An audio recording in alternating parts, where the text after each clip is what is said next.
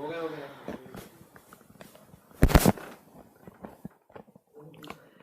evening, everyone. Good evening. Good evening. Good evening. Sunil, Sonu, कमल, Poonam, Aishwarya Chauhan, Rajat Gujar, Ragini Raj, Ranjeet Kumar. Good evening. Good evening. Good evening everyone. Good evening. बहुत ठंड का माहौल चल रहा है. डेली बारिश हो रही है दिल्ली में. बहुत ठंड है. ऐसी ठंड में ना क्लास लेने का मन कर रहा है, ना पढ़ने का मन कर रहा है, ना पढ़ाने का मन कर रहा है. क्या करें समझ में नहीं आ रहा है. कब ये दिन गुजरेंगे, है ना. चलो, Rinku Mathur, good evening. Good evening Gyaniram, good evening. Good evening everyone. Good evening. चलिए, अमित कुमार नमस्ते, Pradeep Kumar good evening, Dilip Kumar, Kiran good evening. Good evening. Aarti good evening. आप कैसी हो मैम? मैं बहुत अच्छी हूँ. बस ठंड का माहौल बहुत ख़राब चल रहा है. बहुत ज़्यादा ठंड हो रखी है. मज़ा नहीं आता है ना पढ़ने में ना पढ़ाने में. मैम कैसे हो? मैं बिल्कुल ठीक हूँ मैम. नया टाइम्स का शर्ट अच्छा लगा. ओके, शर्ट नहीं है ना, ये टी शर्ट है, स्वेट शर्ट है. अच्छी लगी तो बहुत अच्छा लगा हमें भी सुन के. आज मेरा फर्स्ट लाइव क्लास है. कहाँ थे आप इतने दिन? शुभ संध्या मैम. शुभ संध्या प्रभाकर.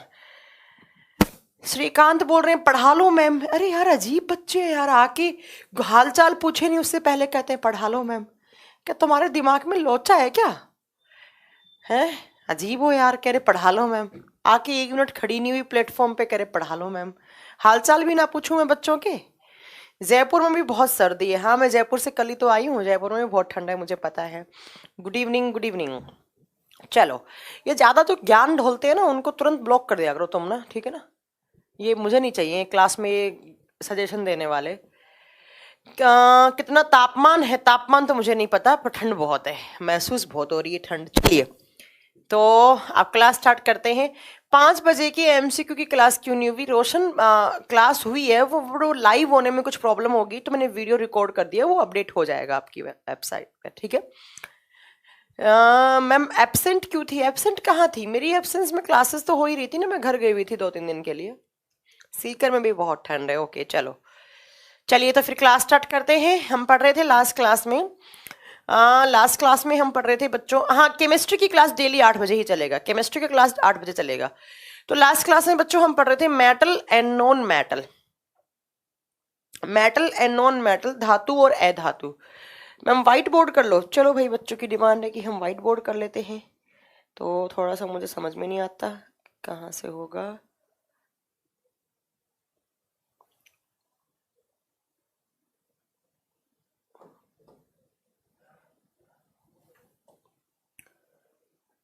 एक सेकेंड रुकिए, मैं बुलाती हूँ.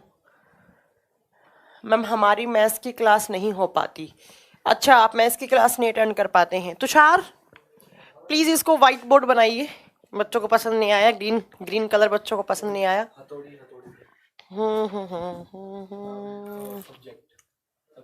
Where is subject? Okay, teaching background. अच्छा, बैकग्राउंड सॉलिड कलर. ओके चलो, आज के बाद तो मैं खुद ही कर लूंगी फिर. ये वाइट नहीं है ये. चलो ओके, चलिए तो स्टार्ट करें. मैम मेरे कमेंट्स नहीं आ रहे हैं क्या? विनोद सहू आपके कमेंट आ रहे हैं. चलिए, तो लास्ट क्लास में हमने कहाँ पे छोड़ा था? मैम आपका पढ़ाया हुआ मैम सारा एस्टेट के एग्जाम में 28 जनों. समझ नहीं पाई मैं क्या बोला आपने. बच्चा वापस कमेंट करो जिसने बोला है कि आपका पढ़ाया हुआ 28 जनों का. आगे कुछ है? तबीयत ठीक है? अरे ऐसे इतने ठंड में क्या तबीयत ठीक होगी? तबीयत क्या, पढ़ाने का मन ही नहीं करता है. ऐसे में से नींद आ रही थी इतनी भयंकर, सो रही थी मैं. फिर उठाया मुझे इन लोगों ने कि मैम उठाओ. मैम 2 फरवरी को पेपर है, ज़्यादा क्लास लें. ओके चलो भाई, देखते हैं. तो लास्ट क्लास में हमने सिल्वर कंप्लीट किया था आई थिंक, और हमने गोल्ड पे हम स्टार्ट कर दिए थे. गोल्ड है ना, गोल्ड के बारे में पढ़ना स्टार्ट कर दिया था ना बच्चों. तो आज हमें जो पढ़ना है वो गोल्ड के बारे में पढ़ना है. गोल्ड जिसको आप ओरम बोलते हैं. Oram is a Latin term, but आप याद रखेंगे गोल्ड. एजीसीएल चल रहा था, एजीसीएल हो गया था, सिल्वर क्लोराइड बता दिया था मैंने. उसके बाद हमने आपको बताया कि हमें नेक्स्ट मेटल है वो कौन सा पढ़ना है. कल आपका ये मेटल एंड नॉन मेटल का चैप्टर खत्म हो जाएगा, जो बहुत बड़ा चैप्टर था और मुझे लगता है मैंने बहुत ही ज्यादा क्लासेस में इसको कंप्लीट किया है.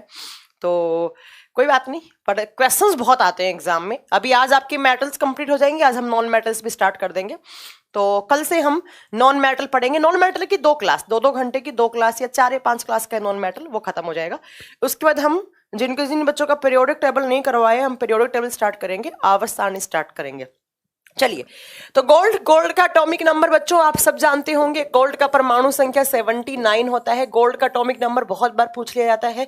क्यों? क्योंकि आपको याद होगा कि आपके जो मैम एक्सक्रीटरी सिस्टम में कुछ गलत है। क्या गलत है? नोट्स में कुछ गलत है। नोट्स में क्या गलत हो सकता है बच्चों? नोट्स किसी बच्चे का ही होता है, तो देख लेना, कहीं कुछ गलती हो तो आप प्लीज करके सही कर लेना। आप बता सकते हैं बाकी क्या गलत लिखा है बच्चे ने, तो आप मुझे बता देंगे तो मैं वहां से सही भी कर लूंगी। ठीक है, चलिए।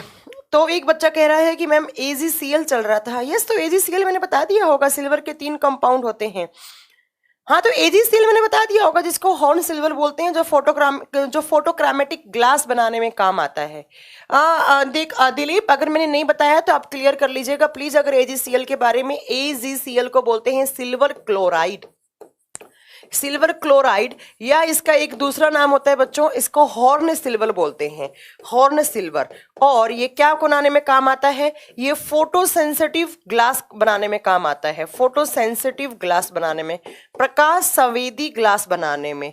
ऐसे ग्लास, ऐसे कांच जिन पर जब लाइट पड़ती है, हेनले का लूप एक बार रिपीट करना। हेनले के रूप में क्या रिपीट करूं? चलो वो बायोलॉजी की क्लास में रिपीट कर दूंगी, देख लूंगी मैं।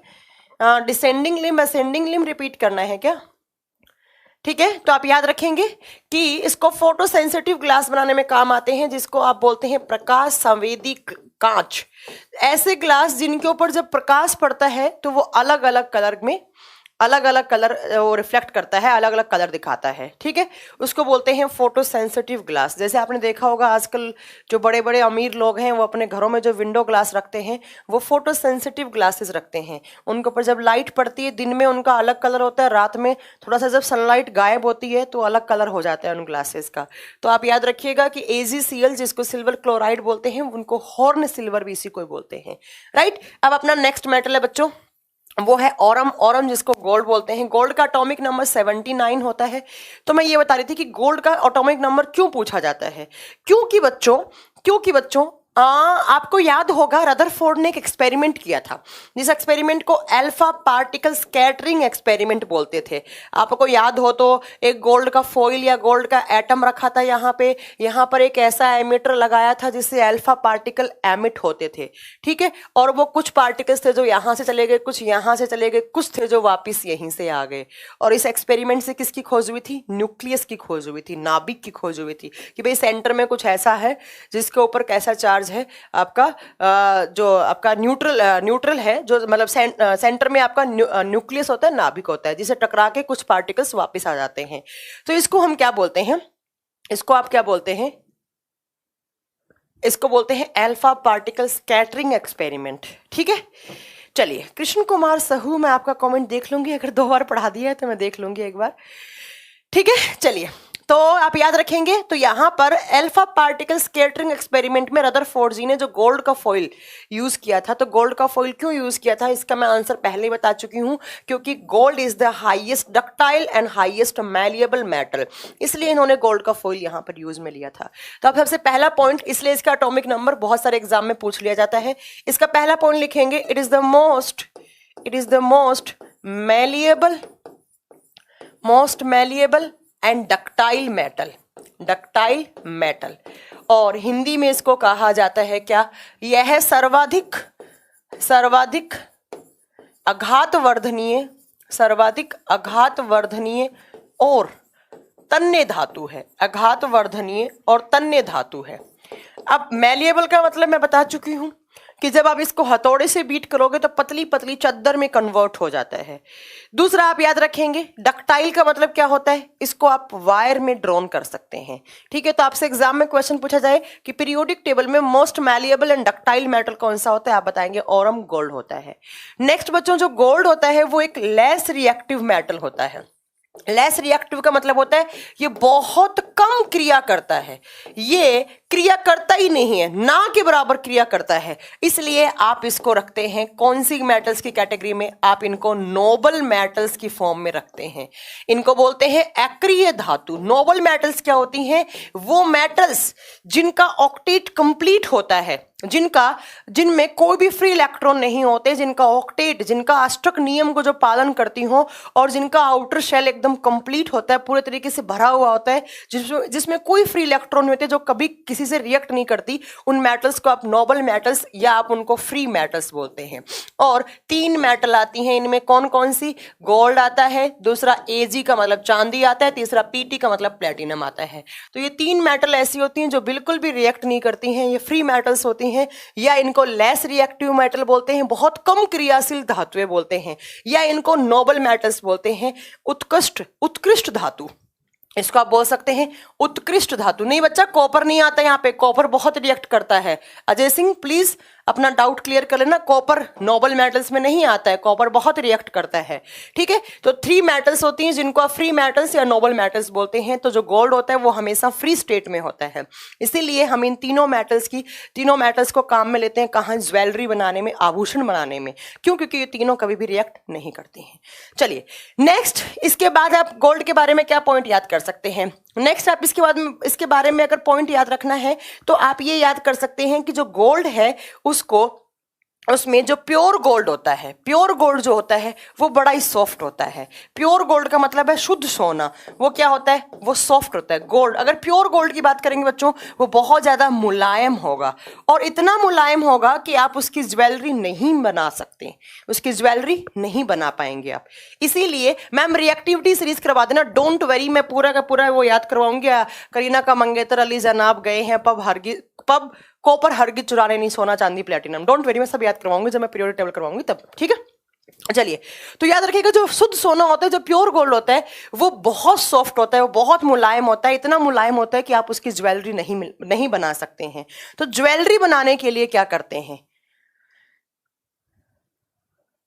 तो ज्वेलरी बनाने के लिए क्या करते हैं? तो ध्यान रखिएगा, ज्वेलरी बनाने के लिए इस सोने को आपको हार्ड करना पड़ता है, इसको कठोर बनाना पड़ता है, और कठोर बनाने के लिए इसके अंदर अदर मेटल्स ऐड करते हैं, आप अन्य धातुएं मिलाते हैं। अब वो अन्य धातुएं क्या क्या मिला सकते हैं? आप कॉपर मिला सकते हैं, आप एल्यूमिनियम मिला सकते हैं। ठीक है, तो आप एग्जाम में आपसे पूछे जाए कि भाई जो सोना है वो बहुत मुलायम होता है, तो मुलायम सोने की कभी भी ज्वेलरी नहीं बनती है। तो सोने को कठोर बनाने के लिए कौन कौन सी मेटल ऐड की जाती हैं बताएंगे? कॉपर या एल्यूमिनियम सोने के अंदर मिलाया जाता है, या कुछ अमाउंट में चांदी भी मिला दिया जाता है, यहां पर सिल्वर भी मिला दिया जाता है। ठीक है, चलो नेक्स्ट बात आती है कि गोल्ड के और कौन कौन से हैं। गोल्ड को आप कहां कहां से एक्सट्रैक्ट कर सकते हैं, कहां कहां से इसका निष्कासन कर दिया जाता है। गोल्ड के 2 और होते हैं बच्चों, 2 अयस्क होते हैं गोल्ड के। अब और का मतलब बार बार नहीं बताऊंगी, कब से पढ़ाई जा रही हूं। इसके 2 और होते हैं, पहला होता है कैल्वेराइट, पहला और होता है कैल्वेराइट, दूसरा होता है बच्चों सेल्वेनाइट, दूसरा होता है सेल्वेनाइट।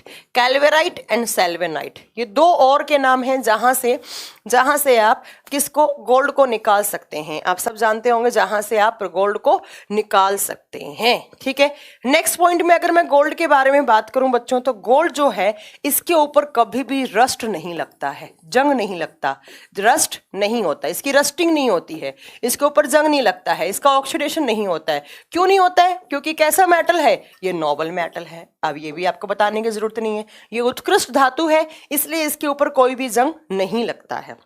नेक्स्ट, जो गोल्ड होता है वो good conductor of heat and electricity होता है। तो नेक्स्ट आप लिख सकते हैं good conductor of heat and electricity, good conductor of heat and electricity, विद्युत एवं उष्मा का सुचालक होता है।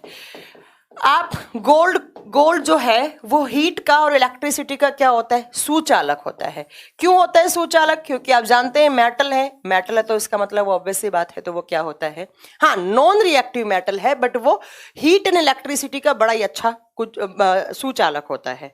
नेक्स्ट आपसे एग्जाम में एक क्वेश्चन पूछा जाता है कि जो गोल्ड है वो कौन से सॉल्यूशन में सोल्यूबल होता है।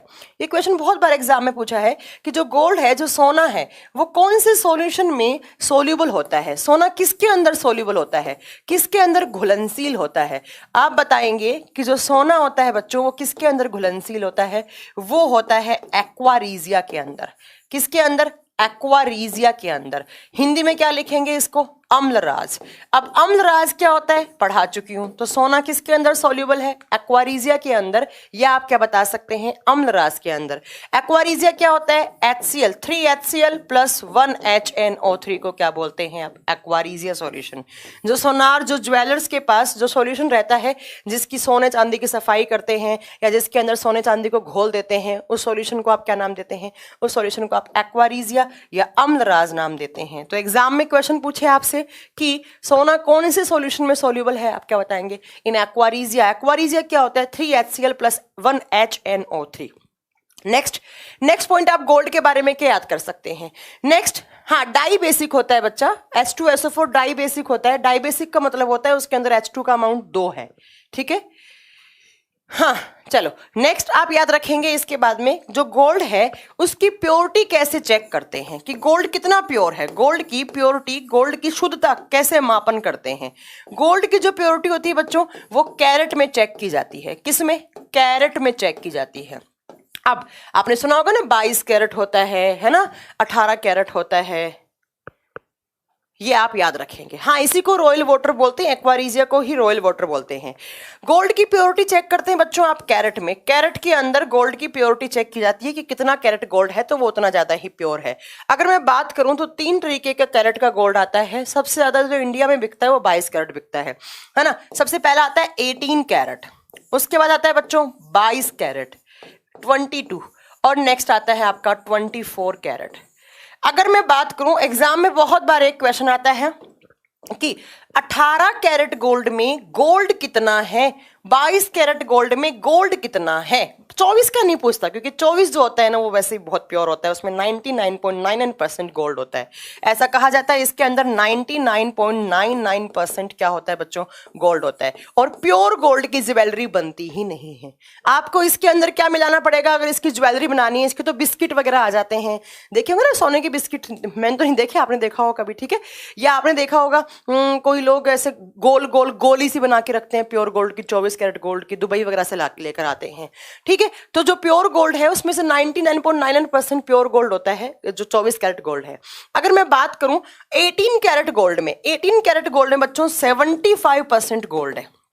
AU कितना परसेंट है, 75%। बाकी के 25% में आप अदर मेटल मिलाते हैं। वो अदर मेटल कॉपर हो सकती है, वो आपकी चांदी हो सकती है, वो आपकी एल्यूमिनियम हो सकती है। वो सोनार पे डिपेंड करता है, वो मतलब जो भी मिलाए उसकी मर्जी, ठीक है। चलिए, अगर मैं 22 कैरेट की बात करूं तो 92% गोल्ड होता है AU, और बाकी के 8% में आप मिला सकते हैं AG, आप मिला सकते हैं CU, आप मिला सकते हैं एल्यूमिनियम, ठीक है। तो एग्जाम में क्वेश्चन आता है सबसे ज्यादा 18 कैरेट गोल्ड से कि 18 कैरेट गोल्ड में गोल्ड के कितने मॉलिक्यूल्स हैं, तो आप इसका रेशियो निकाल सकते हैं अपने आप, ठीक है। और पूछते हैं 22 कैरेट गोल्ड में कितना है, तो आप बता देंगे। बट 24 कैरेट गोल्ड में 99.99% गोल्ड होता है। ऐसा कहा जाता है 0.01 या 0.1% में कुछ इंप्योरिटीज होती हैं, ठीक है। मैम इसकी पहचान कैसे करेंगे, इसकी पहचान आप देख के नहीं कर सकते हैं, आप देख के नहीं बता पाएंगे कि कितना कैरेट गोल्ड है। हाँ, ज्वेलरी इन दोनों की बनती है, इसकी कोई भी ज्वेलरी नहीं बनती है। इसको पहले हार्ड करना पड़ेगा, इसकी सिकाई करनी पड़ेगी, देन इसके अंदर मेटल्स ऐड करनी पड़ेंगी, तब जाकर आप इसकी ज्वेलरी बना पाएंगे। ये मतलब एज ए मतलब होता है ना, लोग जो बड़े बड़े अमीर लोग होते हैं, हम तो गरीब लोग, हमने देखा भी नहीं 24 कैरेट गोल्ड क्या होता है ना, तो वो लोग क्या करते हैं इसके बिस्किट वगैरह या इसके जो गोल गोल गोलियां से बनाकर इसकी रखते हैं 24 कैरेट गोल्ड की।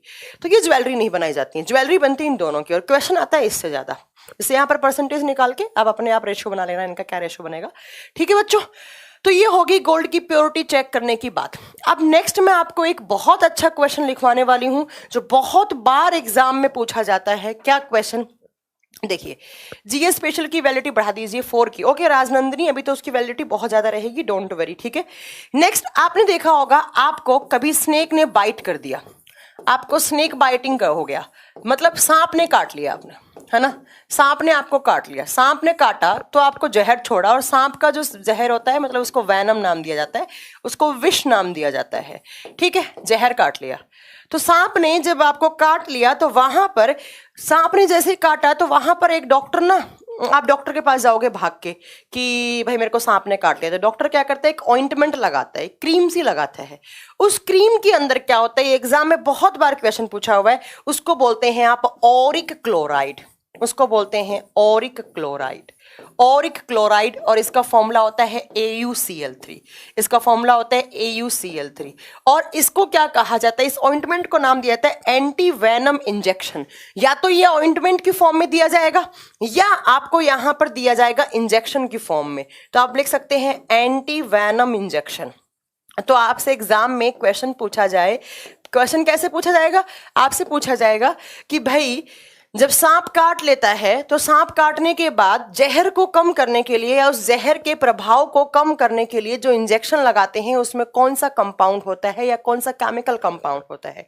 आप वहां पर आंसर क्या देंगे कि उसमें क्या होता है, उसमें AuCl3 होता है, या आप क्या बोलेंगे बच्चों, उसमें ऑरिक क्लोराइड होता है। ये RAS के एग्जाम में पूछा हुआ क्वेश्चन है, ठीक है, कि जब स्नेक आपको काट लेता है, सांप काट लेता है, सांप डंक मार देता है, मतलब सांप ने काट लिया, तो उसके बाद आप जो ऑइंटमेंट लगाते हैं जहर के प्रभाव को कम करने के लिए, उसमें कौन सा केमिकल कंपाउंड होता है जो, या उसका इंजेक्शन भी लगता है, इसका एक ही बात है, AuCl3 होता है। आप क्या बताएंगे वहां पर मैम, ऑरिक क्लोराइड को काम में लिया जाता है, ऑरिक क्लोराइड को काम में लिया जाता है। तो यहां पर आपको इतनी ही बात याद रखनी है। नेक्स्ट मैंने शायद एक बार आपको लिखवाया था कि जो 1 ग्राम गोल्ड होता है उससे आप 2 किलोमीटर तक का वायर बना सकते हैं। ये कुछ पॉइंट्स हैं आप गोल्ड के बारे में याद रख सकते हैं कि गोल्ड जो है वो एक नोबल मेटल होता है, वो कभी किसी से रिएक्ट नहीं करता है या लेस रिएक्टिव मेटल की कैटेगरी में आता है। और जो गोल्ड होता है उसके 2 और होते हैं, कैल्वराइट, सेल्वेनाइट। और जो गोल्ड है उसकी प्योरिटी कैरेट में चेक की जाती है। और गोल्ड, जो प्योर गोल्ड होता है वो बहुत सॉफ्ट होता है, उसको हार्ड करने के लिए कॉपर, एल्यूमिनियम या सिल्वर मिलाया जाता है, तभी उसकी ज्वेलरी बनती है, वरना नहीं बनती है। आपने देखा होगा कि कभी कभी ना जो सोना होता है, गोल्ड होता है, जो सोनार होते हैं ना, ज्वेलर्स होते हैं, वो चोरी करने के चक्कर में सोना कम रखते हैं और अदर मेटल्स को ज्यादा कर देते हैं। जैसे मैं एक सोनार हूं, मैं क्या चाहूंगी, मैं चाहूंगी कि भाई मेरा सोना कम जाए मेरे कस्टमर के पास और चांदी में मिला दूं। चांदी सस्ती है, सोना महंगा है, तो मैंने चांदी ज्यादा मिला दिया। और मैंने आपको लास्ट क्लास में बताया था कि चांदी के ऊपर जब सल्फर मिल जाता है तो चांदी जो सिल्वर सल्फाइड की लेयर बन जाती है, चांदी के ऊपर सल्फाइड की लेयर बन जाती है और वो काली पड़ जाती है। तो बट सोना, कभी कभी आपने देखा होगा सोना भी काला पड़ जाता है। तो बच्चों सोना काला नहीं पड़ता है, सोना एक नोबल मेटल है, वो नहीं पड़ेगा काला। सोने के अंदर जो चांदी है उसके ऊपर क्या होता है, उसके ऊपर सल्फर मिलते ही सल्फाइड का लेयर बन जाता है। तो सोने के अंदर जो चोरी की गई है, जो मिलावट की गई है, वो काली पड़ रही है। तो याद रखिएगा सोना कभी काला नहीं पड़ता है। हमारे गांव में तो है ना, हमारे गांव में तो बोलते हैं सोने को कभी काट नहीं आता। सोने का काट का मतलब है सोना कभी काला नहीं पड़ता। ठीक है बच्चों, तो ये आप गोल्ड के बारे में पॉइंट याद रखोगे।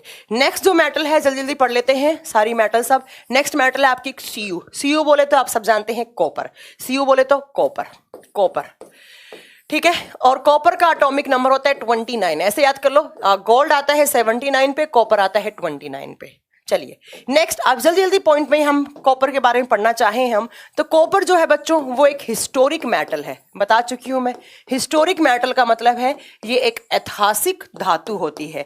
ऐतिहासिक धातु 3 बता चुकी हूं मैं, कौन कौन सी, तो मैंने 5 बता चुकी हूं, सोना, चांदी, कॉपर। उसके अलावा कौन कौन सा था मैम, कुछ वीडियोस में स्पीडोमीटर नहीं है, मिल जाएगा, डोंट वरी। सोना, चांदी, टिन, आयरन और आपका कॉपर होता था। नेक्स्ट आप याद रखेंगे कि मनुष्य के द्वारा सबसे पहले काम में लिया गया धातु, सबसे पहला धातु जिसका यूज किसने किया था, मनुष्य ने किया था। तो ह्यूमन बींग्स ने सबसे पहले अगर किसी मेटल को यूज में लिया था तो वो कॉपर था। और क्या बनाए थे इसके सिक्के बनाए थे, इसको कॉइन मेटल भी बोलते हैं, इसका सिक्के बनाए थे, सिक्के बनाने में काम आए थे।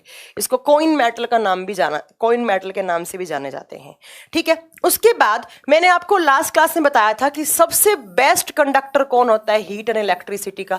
आप क्या बताएंगे, सबसे बेस्ट कंडक्टर होता है Ag। Ag का मतलब क्या होता है, सिल्वर। अब सिल्वर के बाद सबसे अच्छा हीट एंड इलेक्ट्रिसिटी का कंडक्टर कौन होता है? आप बताएंगे कॉपर। चांदी को छोड़ के चांदी के बाद सबसे अच्छा हीट एंड इलेक्ट्रिसिटी का कंडक्टर कौन होता है? कॉपर।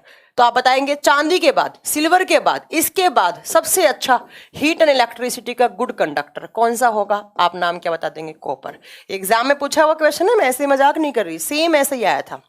हाँ, सेम ऐसा कैसा क्वेश्चन आया था कि चांदी के बाद सबसे अच्छा पीरियोडिक टेबल में हीट एंड इलेक्ट्रिसिटी का गुड कंडक्टर मेटल कौन सा है? आपको वहां आंसर देना था कॉपर। ऐसे अपने कॉपी में सारे नोट्स बना लेना ये, ठीक है। नेक्स्ट, इसके बाद अगर मैं बात करूं आपकी किसकी? कॉपर की। कॉपर की अगर मैं बात करूं बच्चों, तो कॉपर दो कलर देता है। कॉपर जो है वो दो कलर देता है। कौन कौन सा? एक देता है कॉपर, कॉपर के ऊपर हरे रंग की लेयर चढ़ जाती है।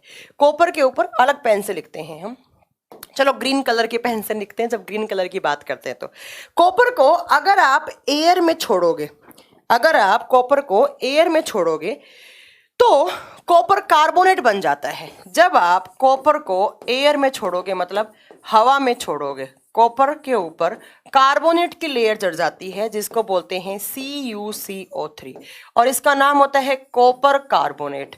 तो एग्जाम में बहुत बार क्वेश्चन पूछा गया है कि कॉपर कार्बोनेट कैसी लेयर होती है, या कॉपर का मतलब कलर कैसा होता है, कॉपर कार्बोनेट का कलर कैसा होता है। आप बताएंगे ये ग्रीन कलर की लेयर होती है। ये कौन से कलर की? ग्रीन कलर की लेयर होती है। हरे रंग की ये परत बन जाती है और इससे रंग कैसा आता है? हरा आता है। तो आपसे पूछा जाए कि कॉपर का वो कौन सा कंपाउंड है जो हरा रंग देता है, आपका आंसर क्या होगा? Copper carbonate.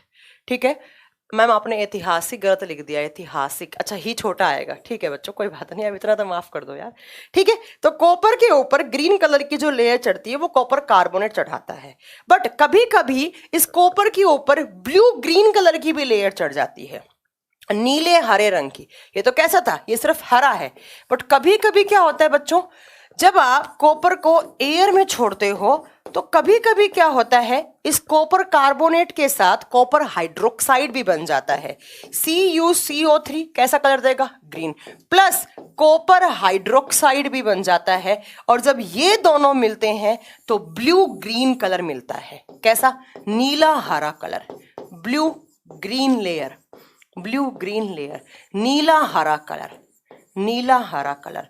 बहुत ही अच्छे क्वेश्चन बता रही हूं मैं, बहुत बार पूछे जाते हैं अलग अलग एग्जाम में कि कॉपर का कौन सा कंपाउंड है जो हरे रंग की लेयर बना देता है? Copper carbonate. कौन सा कंपाउंड है जो ब्लू ग्रीन लेयर, नीला हरा लेयर बनेगा? तो वो कॉपर कार्बोनेट के साथ जब कॉपर हाइड्रोक्साइड बन जाता है तो क्या बन जाता है? तो आप बताएंगे वहां पर क्या बन जाता है? CuOH ट्वाइस, कॉपर है तो कॉपर की वैलेंसी +2, 3 नहीं आएगा 2 आएगा बच्चों यहाँ पे। ठीक है, तो वो क्या बना देगा? वो ब्लू ग्रीन लेयर बन जाएगा। चलो, ये दोनों पॉइंट मुझे उम्मीद है कि आपको दोनों पॉइंट समझ में आ गए होंगे, और इसमें कुछ समझने वाली बात ही नहीं है, बस आप नोट्स बना लो और याद कर लो कि ग्रीन कलर कौन देगा और ब्लू ग्रीन कलर कौन देगा। नेक्स्ट, अगर हम कॉपर के बारे में अगला कुछ पॉइंट हम जानना चाहें तो नेक्स्ट पॉइंट हम जानेंगे बच्चों कि जो कॉपर होता है, जो कॉपर होता है उसके और कौन कौन से होते हैं, कॉपर के और कॉपर के एस्क कौन कौन से होते हैं। कोई बच्चा मुझे बता सकता है कॉपर के एस्क कौन कौन से हैं? जल्दी बताइए अगर आप बता सकते हैं तो। सबसे पहला होता है कॉपर पायराइट, जैसे आयरन पायराइट था ना, वैसे कॉपर पायराइट होता है। इसका फॉर्मूला होता है CuFeS2, CuFeS2। हाँ ma'am, please extend science MCQ because my email ID problem, ये रोहन जी ने दिया है टेम्परेरी। अच्छा ठीक है, मैं देख लूंगी एक बार। ठीक है, कॉपर पायराइट याद रखिएगा, कॉपर पायराइट। दूसरा इसका और होता है क्यूपराइट, क्यूपराइट बड़ा एकदम CuCO3 को बोलते हैं क्यूपराइट। ठीक है, नेक्स्ट इसका और होता है बच्चों मैलाकाइट, नेक्स्ट और होता है इसका मैलाकाइट। इसको स्टार कर लेना, ये बहुत बार पूछा है कि मैलाकाइट कौन सी मेटल का और है। आप बताएंगे कौन सी मेटल का एस्क है मैलाकाइट? इसको मैलाकाइट ही बोला जाता है हिंदी में। मेनली इसके 3 ही और होते हैं, कौन कौन से बच्चों? पहला है कॉपर पायराइट, और नेक्स्ट है मैलाकाइट। एक और भी होता है, आप लिख सकते हैं कॉपर ग्लैंस नाम करके से भी होता है, कॉपर ग्लैंस भी बोलते हैं। ठीक है, कॉपर ग्लैंस भी होता है। मेन ये ऊपर वाले 3 ही होते हैं, cuprite, copper pyrite, malachite and copper glance. ये इसके और हो गए, किसके? कॉपर के हो गए, कॉपर के ये और आपको याद रखने हैं। अब सुनो बच्चों, जो नेक्स्ट आपको मेन बात याद रखनी है ना, ये सब भूल जाओ, अगर नहीं याद है तो भी भूल जाओ। कॉपर जो है वो दो फॉर्म में, इसकी जो अक्रेंस होती है वो दो फॉर्म में स्टेबल होती है। एक होता है Cu+1, एक होता है Cu+2। अब एग्जाम में क्वेश्चन आता है Cu+1 है तो उसको क्या बोलते हैं, और Cu+2 है तो उसको क्या बोलते हैं। बहुत अच्छा क्वेश्चन है, ध्यान से सुनना। Cu+1 को बोला जाता है क्यूप्रस, इसको बोला जाता है क्यूप्रस, हिंदी में क्यूप्रस ही बोलते हैं, क्यूप्रस। और इसको कहा जाता है नीचे वाले को क्यूप्रिक, इसको कहा जाता है क्यूप्रिक। ठीक है, तो एग्जाम में आपसे पूछा जाएगा कि अगर Cu+1 की फॉर्म में है तो वो क्यूप्रस कहलाएगा। जैसे मैंने आपको आयरन की बताया है ना, आयरन के मैंने बताया था ना, Fe+2 की फॉर्म में होता है, Fe+4 की फॉर्म में होता है, ऐसे Cu+2 की फॉर्म में होगा तो वो क्या कहलाएगा, वो क्यूप्रिक कहलाएगा। अब अगर क्यूप्रस का मैं एग्जाम्पल दूं तो बच्चों आपने देखा होगा, कॉपर को जब आप ऑक्सीजन देते हो तो वो बनाता है Cu2O, वो बनाता है Cu2O, इसको बोला जाता है क्यूप्रस ऑक्साइड, इसको कहा जाता है क्यूप्रस ऑक्साइड। ध्यान से सुनो मैं क्या बता रही हूँ। मैंने बताया कि जो कॉपर है वो दो फॉर्म में होता है, या तो वो +1 की फॉर्म में होगा या +2 की फॉर्म में होगा। अगर +1 की फॉर्म में होता है बच्चों तो उसको कहा जाता है क्यूप्रस, +2 की फॉर्म में होता है तो वो क्यूप्रिक पढ़ाया जाता है। मैम ग्रेफाइट पढ़ा दिया आपने, ग्रेफाइट कहाँ पढ़ा दिया, क्या पूछ रहे हैं आप, ग्रेफाइट पढ़ा दिया। ठीक है, तो क्यूप्रस ऑक्साइड Cu2O को कहा जाता है क्यूप्रस ऑक्साइड। और ये कहाँ काम आता है, ये काम आता है बच्चों क्या बनाने में, ये रूबी ग्लास बनाने में काम आता है, रूबी ग्लास बनाने में काम आता है। तो आपसे पूछ ले कि रूबी ग्लास बनाने में क्या काम आता है, आप क्या बताएंगे, क्यूप्रस ऑक्साइड +1 की फॉर्म में। अब क्यूप्रिक वाला कहाँ काम आता है, इसको स्टार करना बच्चों, ये जो मैं अगला पढ़ाने वाली हूँ ना, बहुत बार एग्जाम में पूछा हुआ है ये। ग्रेफाइट कहाँ पढ़ा दिया, अच्छा पूछ रहे हैं क्या आपने ग्रेफाइट पढ़ा दिया क्या, पता नहीं अब कौन से बैच में, मैं कैसे बता पाऊंगी।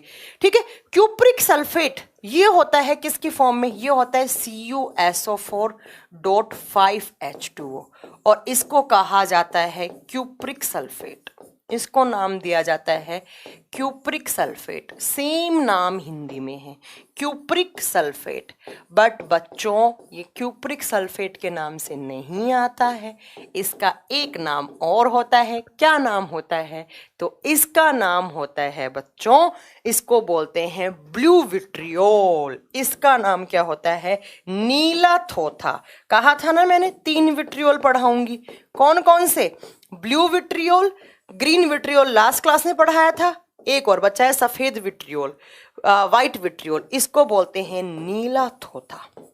कौन सा थोथा, नीला थोथा। ठीक है बच्चों, और इससे पहले मैंने क्या बताया था, फेरस सल्फेट, है ना। ठीक है, यस आपने बिल्कुल सही बताया अमन। इससे पहले क्या बताया था, ग्रीन विट्रियोल, किसको बोलते थे, फेरस सल्फेट को।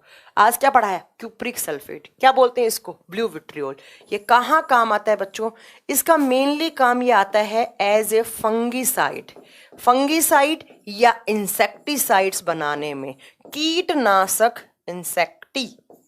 इंसेक्टिसाइड, कीटनाशक या कवकनाशक दवाइयां बनाने में। कवकनाशक, आपकी खेती के अंदर कवक वगैरह ज़्यादा हैं या इंसेक्ट्स को मारने वाले जो कीटनाशक दवाइयां आती हैं, उनको बनाने में कौन सा थोथा काम में आता है।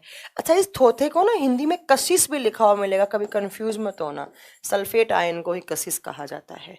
ठीक है, याद रखिएगा।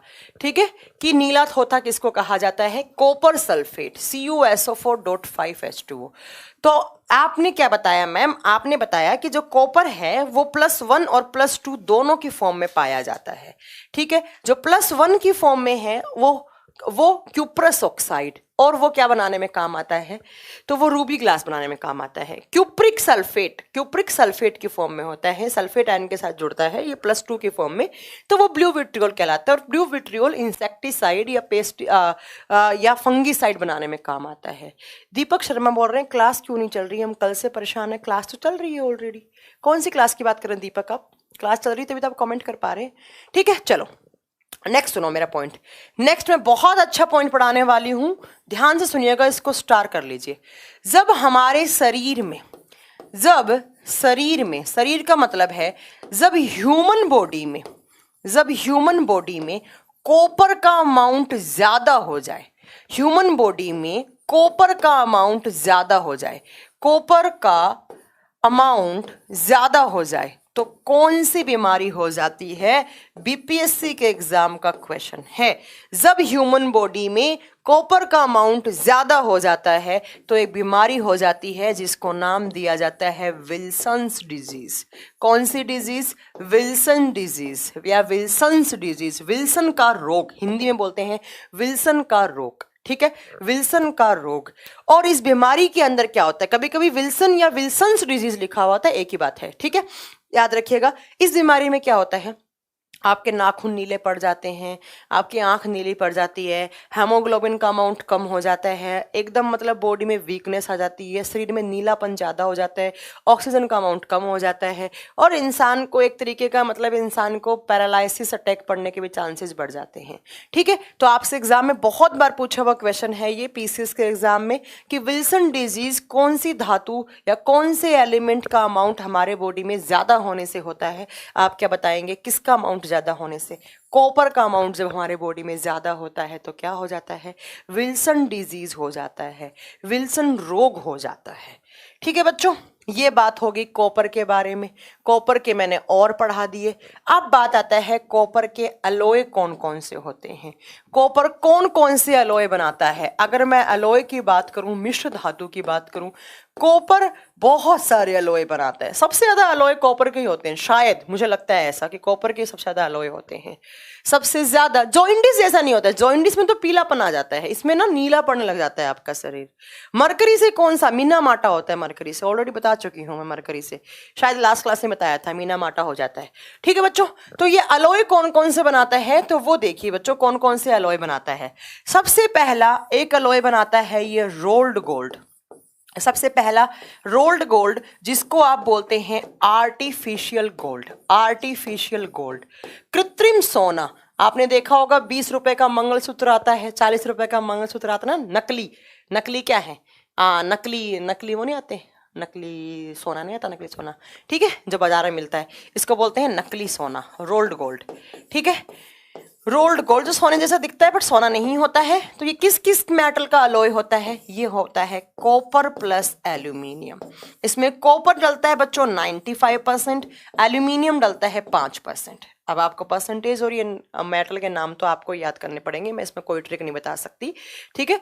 तो अलॉय, पहला अलॉय कौन सा बनाया बच्चों, आप बताएंगे? पहला अलॉय बनाया नकली सोना, जिसको रोल्ड गोल्ड या आर्टिफिशियल गोल्ड बोलते हैं, ठीक है। नेक्स्ट आप याद रखेंगे ये बनाता है नेक्स्ट ब्रास, ब्रास पीतल, पीतल की बाल्टी आती है, देखा होगा आपने, पीतल का गिलास आते हैं, है ना, तो ये पीतल अलॉय बनाता है।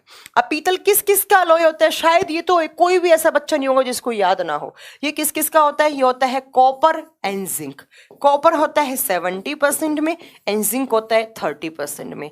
अब पीतल आप जानते ही होंगे, अब मैं क्या लिखवाऊं, पीतल यूटेंसिल्स बनाने में काम आते हैं, है ना, बकेट्स वगैरह बनाने में काम आते हैं, पीतल की बाल्टी होती है, पीतल की परात होती है, पीतल के गिलास होते हैं, है ना। ये हो गया आपका ब्रास। तीसरा आता है बच्चों यहां पर ब्रोंज। क्या आता है तीसरा? ब्रोंज। ब्रोंज जिसको बोलते हैं आप कांसा, जो पुराने जमाने में लोग कांसे के बर्तन काम में लेते थे, है ना। तो ये किस किस का होता है? ये होता है आपका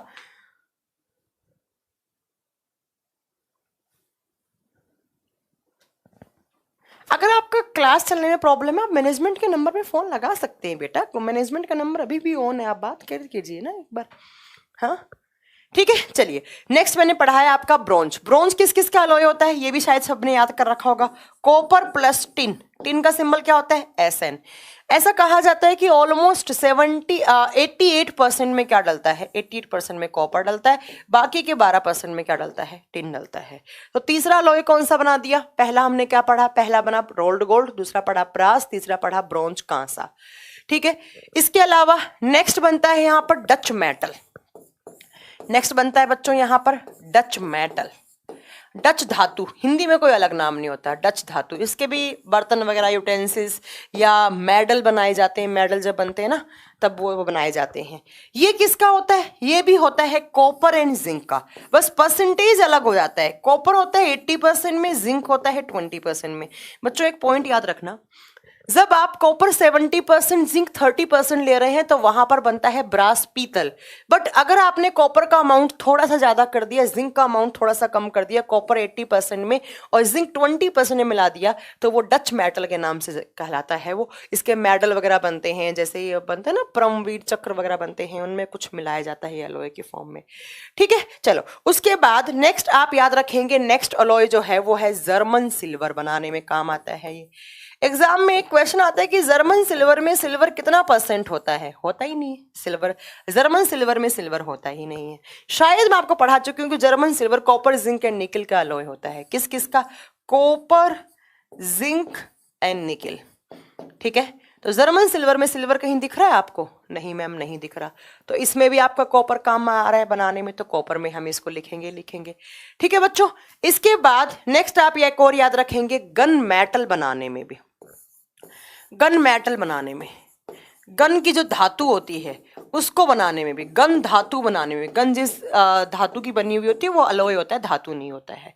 ठीक है बच्चों, तो इसके अंदर क्या क्या होता है? इसके अंदर होता है copper, tin and zinc, copper Sn plus zinc.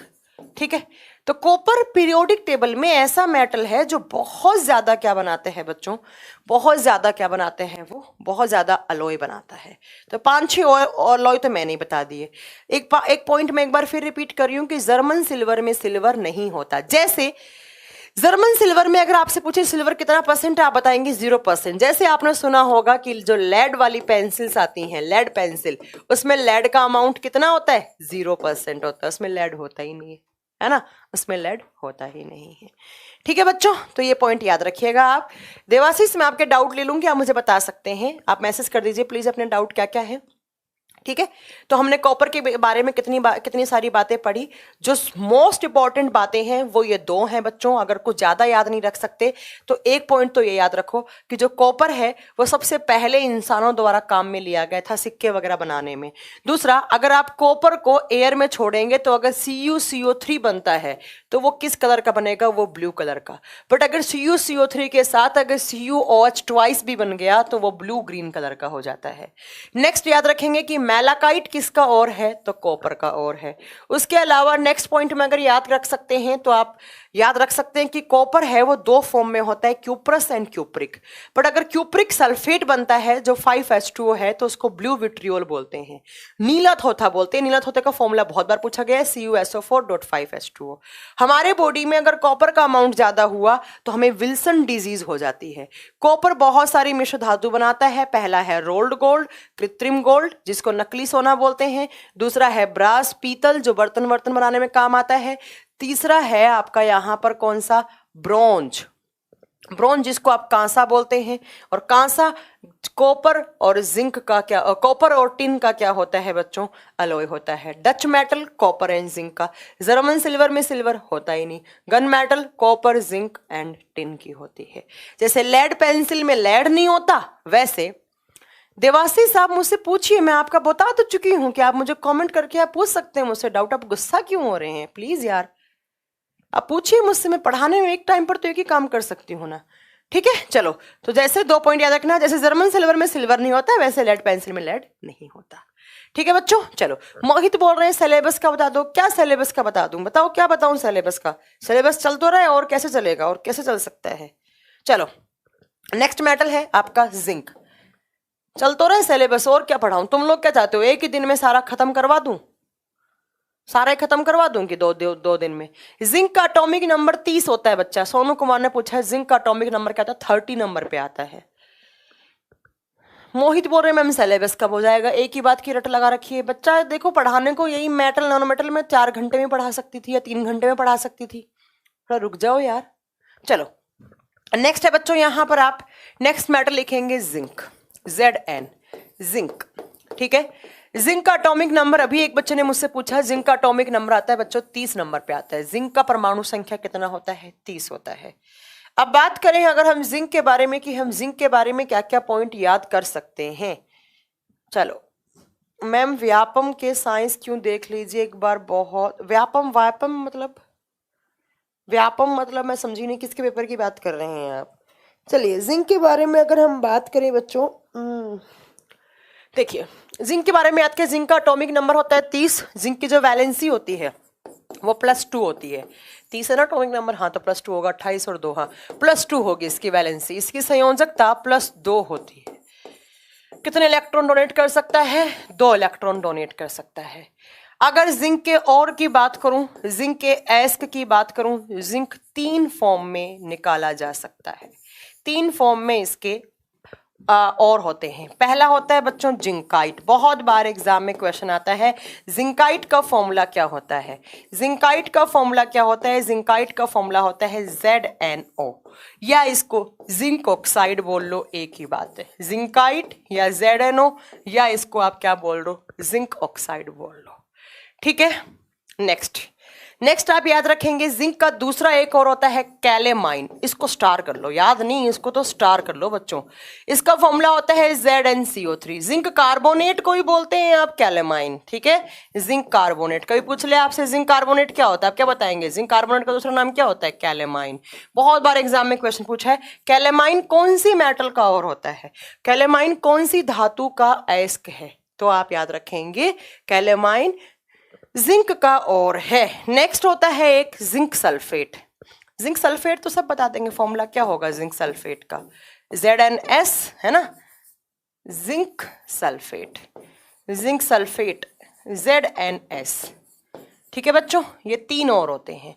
पहला ऑक्साइड के फॉर्म में होगा, दूसरा कार्बोनेट की फॉर्म में, तीसरा जिंक सल्फेट के फॉर्म में होगा। अब अगर बात करूं कि जिंक ह्यूमन बॉडी में कहां कहां होता है, शायद मैंने बायोलॉजी की क्लास में पढ़ाया है, और अगर नहीं पढ़ाया तो आज पहला और आखिरी बार सुन लो। अगर नहीं पढ़ा, अरे यार क्या हो रहा है ये डिजिटल बोर्ड ना, कभी कभी दिमाग चाट जाता है पूरा। चलो अब मुझे व्हाइट बोर्ड पे पढ़ाना स्टार्ट करना पड़ेगा। देखिए ह्यूमन बॉडी में जिंक कहां कहां होता है, ध्यान से सुनना। मानव के शरीर में जिंक जो है वो मिनरल की फॉर्म में कहां कहां होता है। तो देखिए ह्यूमन बॉडी में जिंक होता है हमारे आंसुओं में, टीयर्स में, हमारे सलाइवा में, हमारे लार में, हमारे स्वेट में, हमारे पसीने में, एंड जिंक होता है बच्चों इंसुलिन हार्मोन में। इंसुलिन हार्मोन के साथ मिक्स हुआ होता है। इंसुलिन क्या एक हार्मोन, क्या काम करता है? डायबिटीज होने से बचाता है। ये आपके एग्जाम के क्वेश्चन। एक बोल रहे हैं मैम हमारे खून में, हाँ खून में इंसुलिन हार्मोन है तो खून में थोड़ा बहुत जिंक भी है, बट हमारे बालों में जिंक नहीं होता। ये जिंक बालों वाला जिसने बताया वो गलत बताया। बालों में बच्चा कैल्शियम होता है, जिंक नहीं होता है। ठीक है, नेक्स्ट देखो। नेक्स्ट मैंने जो आपको एक जिंक ऑक्साइड बताया है ना, इसके बारे में एक बात बताऊं। जब आपके दांत टूट जाते हैं ना, दांत टूट गया मेरा, है ना, मेरा दांत टूट गया, तो दांत टूटने के बाद क्या होता है, मैं डॉक्टर से नकली दांत लगवाने गई, नकली दांत लगवाने के लिए गई, तो नकली दांत के अंदर बहुत सारा मिक्सर वगैरह लगाते हैं। उसके बाद जो नकली दांत के ऊपर जो सफेद रंग दिया जाता है, वो सफेद रंग पुताई, मतलब दांत की, नकली दांत की जो पुताई होती है वो किसकी की जाती है? वो जिंक ऑक्साइड की जाती है। जो आर्टिफिशियल टीथ होते हैं, नकली दांत की जो पुताई होती है, वो पुताई किससे की जाती है बच्चों? वो पुताई की जाती है जिंक ऑक्साइड से या जिंकाइट से की जाती है। ये भी आप एग्जाम के पॉइंट ऑफ व्यू से अच्छा क्वेश्चन है। मैं हर लाइन में क्वेश्चन बता रही हूं, तो ऐसे ही हर लाइन में क्वेश्चंस आपको अपनी बुक में नोट करने हैं। और जिस बच्चे ने मेटल नॉन मेटल के बहुत अच्छे नोट्स बनाए हों वो मुझे एक बार कृपया करके हमारे मैनेजमेंट के नंबर पर ट्रांसफर कर दे, तो मैं एक बार प्रूफ रीडिंग करके वो नोट्स अपलोड करवा दूं। प्लीज किसी की अगर अच्छी राइटिंग है तो मैनेजमेंट को अच्छे से नोट्स प्रोवाइड करवा दें आप व्हाट्सअप नंबर पे PDF बना के, मेरे लिए थोड़ा सा काम ईजी हो जाएगा। ठीक है बच्चों, हाँ सिल्वर भी भरते हैं उसमें, बट जो ऊपर सफेद रंग देते हैं ना दांत को, एकदम दांतों का, हमारे दांतों का रंग कैसा होता है? सफेद। वैसा ही रंग देने के लिए क्या करते हैं बच्चों? उसके जिंक ऑक्साइड की पुताई करते हैं। नेक्स्ट आप सब जानते हैं, पढ़ाया भी है मैंने, जिंक कहाँ काम आता है? गैल्वेनाइजेशन में। अब गैल्वेनाइजेशन क्या होता है आप सब जानते होंगे, इसको बोलते हैं लेपन, या फिर आप इसको बोलते हैं गैल्वीकरण। मैंने बताया था आयरन के ऊपर जब जिंक की लेयर चढ़ाते हैं तो वो क्या कहलाता है? आयरन के ऊपर जब जिंक की लेयर चढ़ती तो इसको गैल्वेनाइजेशन कहते हैं। ठीक है, चलिए नेक्स्ट। इसके बाद में नेक्स्ट आपको एक क्वेश्चन मैं फिर स्टार करके लिख रही हूं क्योंकि एग्जाम में बहुत बार पूछा गया है। आप मूवीज देखते हैं, फिल्में देखते हैं? आप फिल्म देखते हैं तो आपने देखा होगा फिल्म के अंदर एक सीन बनाया है। कौन सा सीन? जिसके अंदर बहुत सारा धुआं निकल रहा है ना, धुआं धुआं निकल रहा है, उस धुएं के अंदर से हीरो की एंट्री हो रही है। तो वो धुएं की जो अमन हिंदी में बना रहे हैं, कोई बात नहीं है, अच्छे से नोट्स अगर हिंदी में बनाए हैं तो चलेंगे। प्लीज आप वो भेज दो एक बार मैनेजमेंट को पीडीएफ बना के। देखो आपने देखा होगा, मूवी देखा होगा, और मूवी में आपने एक ऐसा देखा होगा धुआं धुआं निकल रहा है, जैसे धूम 3 देखते हैं, या आपने वो देखी होगी ना, अभी सलमान खान की रेस 3 आई थी, उसके अंदर धुआं धुआं चल रहा है, बीच में से सलमान की एंट्री हो रही है ना। तो इसमें जो स्मोक सीन है वो बनाने के, इसको हिंदी में बोलते हैं धूम्रपट, इसको बोलते हैं धूम्रपट, धूम्रपट। तो एग्जाम में क्वेश्चन पूछा गया है एक बार पीसीएस वगैरह के एग्जाम में कि जो धूम्रपट है वो कौन सी मेटल से बनाया जाता है, वो कौन सी मेटल से बनाया जाता है। आप याद रखेंगे कि मूवी के अंदर जो स्मोक सीन होते हैं, किसके अंदर? मूवीज के अंदर, फिल्मों के अंदर। तो वो स्मोक सीन बनाने में कौन सी मेटल का काम में लिया जाता है? जिंक को काम में लिया जाता है। बहुत अच्छा क्वेश्चन है, याद रखिएगा। मैम पॉलिश्ड राइस से कौन सी बीमारी हो जाती है? बेरी बेरी हो जाती है, या पॉलिश्ड राइस अगर आप खा रहे हो तो बेरी बेरी, या आपको नाइट ब्लाइंडनेस भी कुछ हद तक हो सकती है। ठीक है बच्चों, तो याद रखिएगा जो मूवी में स्मोक सीन होता है वो किससे बनता है बच्चों? वो बनता है जिंक से। इसके अलावा इससे भी ज्यादा इंपॉर्टेंट जो अगला पॉइंट लिखवा रही हूँ, जो पिंक कलर से लिख रही हूँ, पिंक मेरा फेवरेट कलर है तो वो बहुत इंपॉर्टेंट है। ठीक है, आपने सुना होगा चूहे मारने की दवाई आती है जिसको आप क्या बोलते हैं? Rate killer. Rate killer Hindi में बोलते हैं चूहे मारने की दवाई, चूहे मारने की दवाई। बहुत बार पूछी जाती है चूहे मारने की दवा क्या होती है? आप बोलेंगे जिंक फॉस्फाइड। क्या होती है बच्चों? वो जिंक फॉस्फाइड। जिंक फॉस्फाइड को कहा जाता है चूहे मारने की दवा, जो कभी कभी बच्चे खा जाते हैं, बेहोश हो जाते हैं, अगर ज्यादा खा गए तो मर भी जाती है। हाँ, अगर पॉलिश्ड राइस खाते हैं तो बच्चों नाइट ब्लाइंडनेस भी हो सकती है क्योंकि पॉलिश्ड राइस से विटामिन ए डिस्ट्रॉय हो जाता है। किसी बच्चे ने पूछा है मुझसे तो बता देती हूँ। ठीक है, चलो तो आप याद रखेंगे कि जिंक फॉस्फाइड को चूहे मारने की दवाई कहा जाता है। इसका फॉर्मूला अगर आप पूछना चाहते हैं तो Zn3P2, इसका फॉर्मूला होता है Zn3P2। तो पूछे रेट किलर क्या होता है? Zinc phosphide. रेट किलर क्या होता है? राजेश सिंह चौहान आप बोल रहे हैं कि मैम अगर पॉलिश्ड राइस खाए तो कौन सी बीमारी हो जाएगी? नाइट ब्लाइंडनेस, क्योंकि पॉलिश्ड राइस से विटामिन ए खत्म हो जाता है, कैरोटीन की कमी हो जाती है। और अगर बहुत ज्यादा अमाउंट में खा रहे हैं तो बेरी बेरी भी हो सकता है।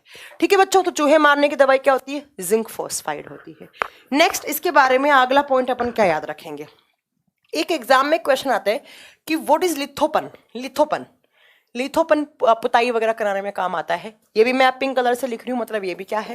इंपॉर्टेंट है। ये लैब असिस्टेंट के पेपर में क्वेश्चन पूछा हुआ है। लिथोपन क्या होता है? इसको हिंदी में लेपन नाम दे रखा था यार, थोड़ा सा आप देख लेना। इसको पुताई या लेपन, ऐसा लेपन या पुताई का नाम दे रखा है। पेंटिंग वेंटिंग में पुताई करने में या लेपन करने में काम आता है। जो आप पेंटिंग्स वगैरह बनाते हैं ना, उसमें लिथोपन यूज होता है। तो क्वेश्चन आया एग्जाम में लैब असिस्टेंट के पेपर में, जो राजस्थान में लैब असिस्टेंट का एग्जाम हुआ था उसमें आया था। जब मैंने एक बैच निकाला था तो वो भी मैंने कंप्लीट किया था जयपुर में। तो लिथोपन, लिथोपन क्या होता है? तो ये होता है बच्चों ZnS plus barium sulphate BaSO4, ZnS plus BaSO4। ZnS को क्या बोलते हैं आप सब जानते हैं? Zinc sulphate. Zinc sulphate plus barium sulphate, plus barium sulphate को जब आप मिक्सर बनाते हैं इसका, तो वो क्या कहलाता है? वो कहलाता है लिथोपन। और ये कहाँ काम आता है? ये पेंटिंग्स वगैरह बनाने में, पेंटिंग के ऊपर जो पुताई वुताई होती है, पेंटिंग के ऊपर एकदम फाइनल जो फिनिशिंग होती है वो इससे की जाती है, लिथोपन से की जाती है।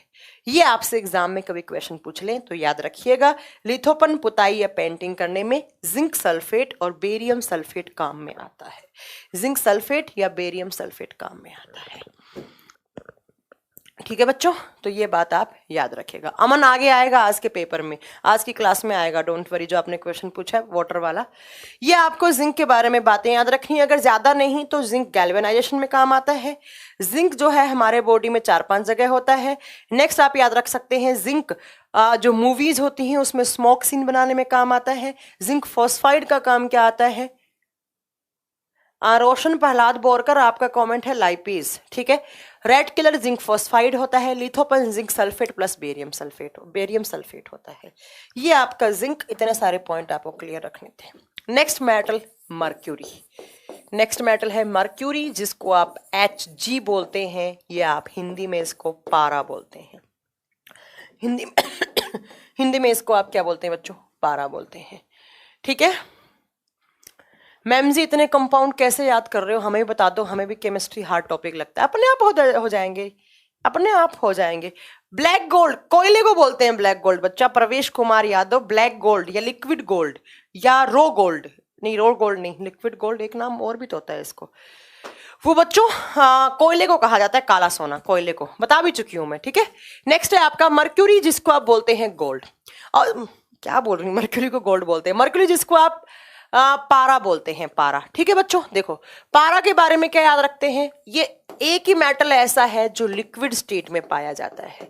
कौन सी स्टेट में? तरल अवस्था में पाया जाता है, बट कौन से टेम्परेचर पे? On room temperature. अब ये थोड़ा ना बताऊंगी रूम टेम्परेचर कितना होता है बार बार, ठीक है। सामान्य तापमान पर या रूम टेम्परेचर पर जो मरकरी है वो लिक्विड स्टेट में होता है, वो तरल अवस्था में होता है, ठीक है बच्चों। नेक्स्ट जो मरकरी है उसका मेल्टिंग पॉइंट, शायद मैंने एक क्लास में आपको मरकरी का मेल्टिंग पॉइंट बताया था, -39 डिग्री सेल्सियस होता है। इसका गलनांक बिंदु जो होता है वो -39 डिग्री सेल्सियस होता है, ठीक है। मरकरी एक ही मेटल ऐसा है जो रूम टेम्परेचर पे क्या होता है, लिक्विड स्टेट में होता है, बट थोड़े से ज्यादा टेम्परेचर पर जो सीजियम और गैलियम है वो भी लिक्विड स्टेट पे आ जाते हैं बच्चों। नेक्स्ट इसके बारे में, मरकरी में के बारे में नेक्स्ट पॉइंट आप क्या याद रखेंगे, मरकरी को एक नाम और दिया जाता है, इसको क्विक सिल्वर दिया जाता है नाम। बहुत बार एग्जाम में क्वेश्चन पूछा है कि क्विक सिल्वर क्या होता है, बच्चा क्या करता है, सिल्वर वाला ऑप्शन सही कर देता है। अरे भाई क्विक सिल्वर में जरूरी थोड़ा ना सिल्वर हो, हिंदी में कोई नाम नहीं होगा, इसको क्विक सिल्वर ही बोलेंगे। सिल्वर, क्विक सिल्वर वाले सिल्वर लग गया चांदी हो जाएगा क्या? नहीं, आप याद रखेंगे क्विक सिल्वर दूसरा नाम होता है किसका?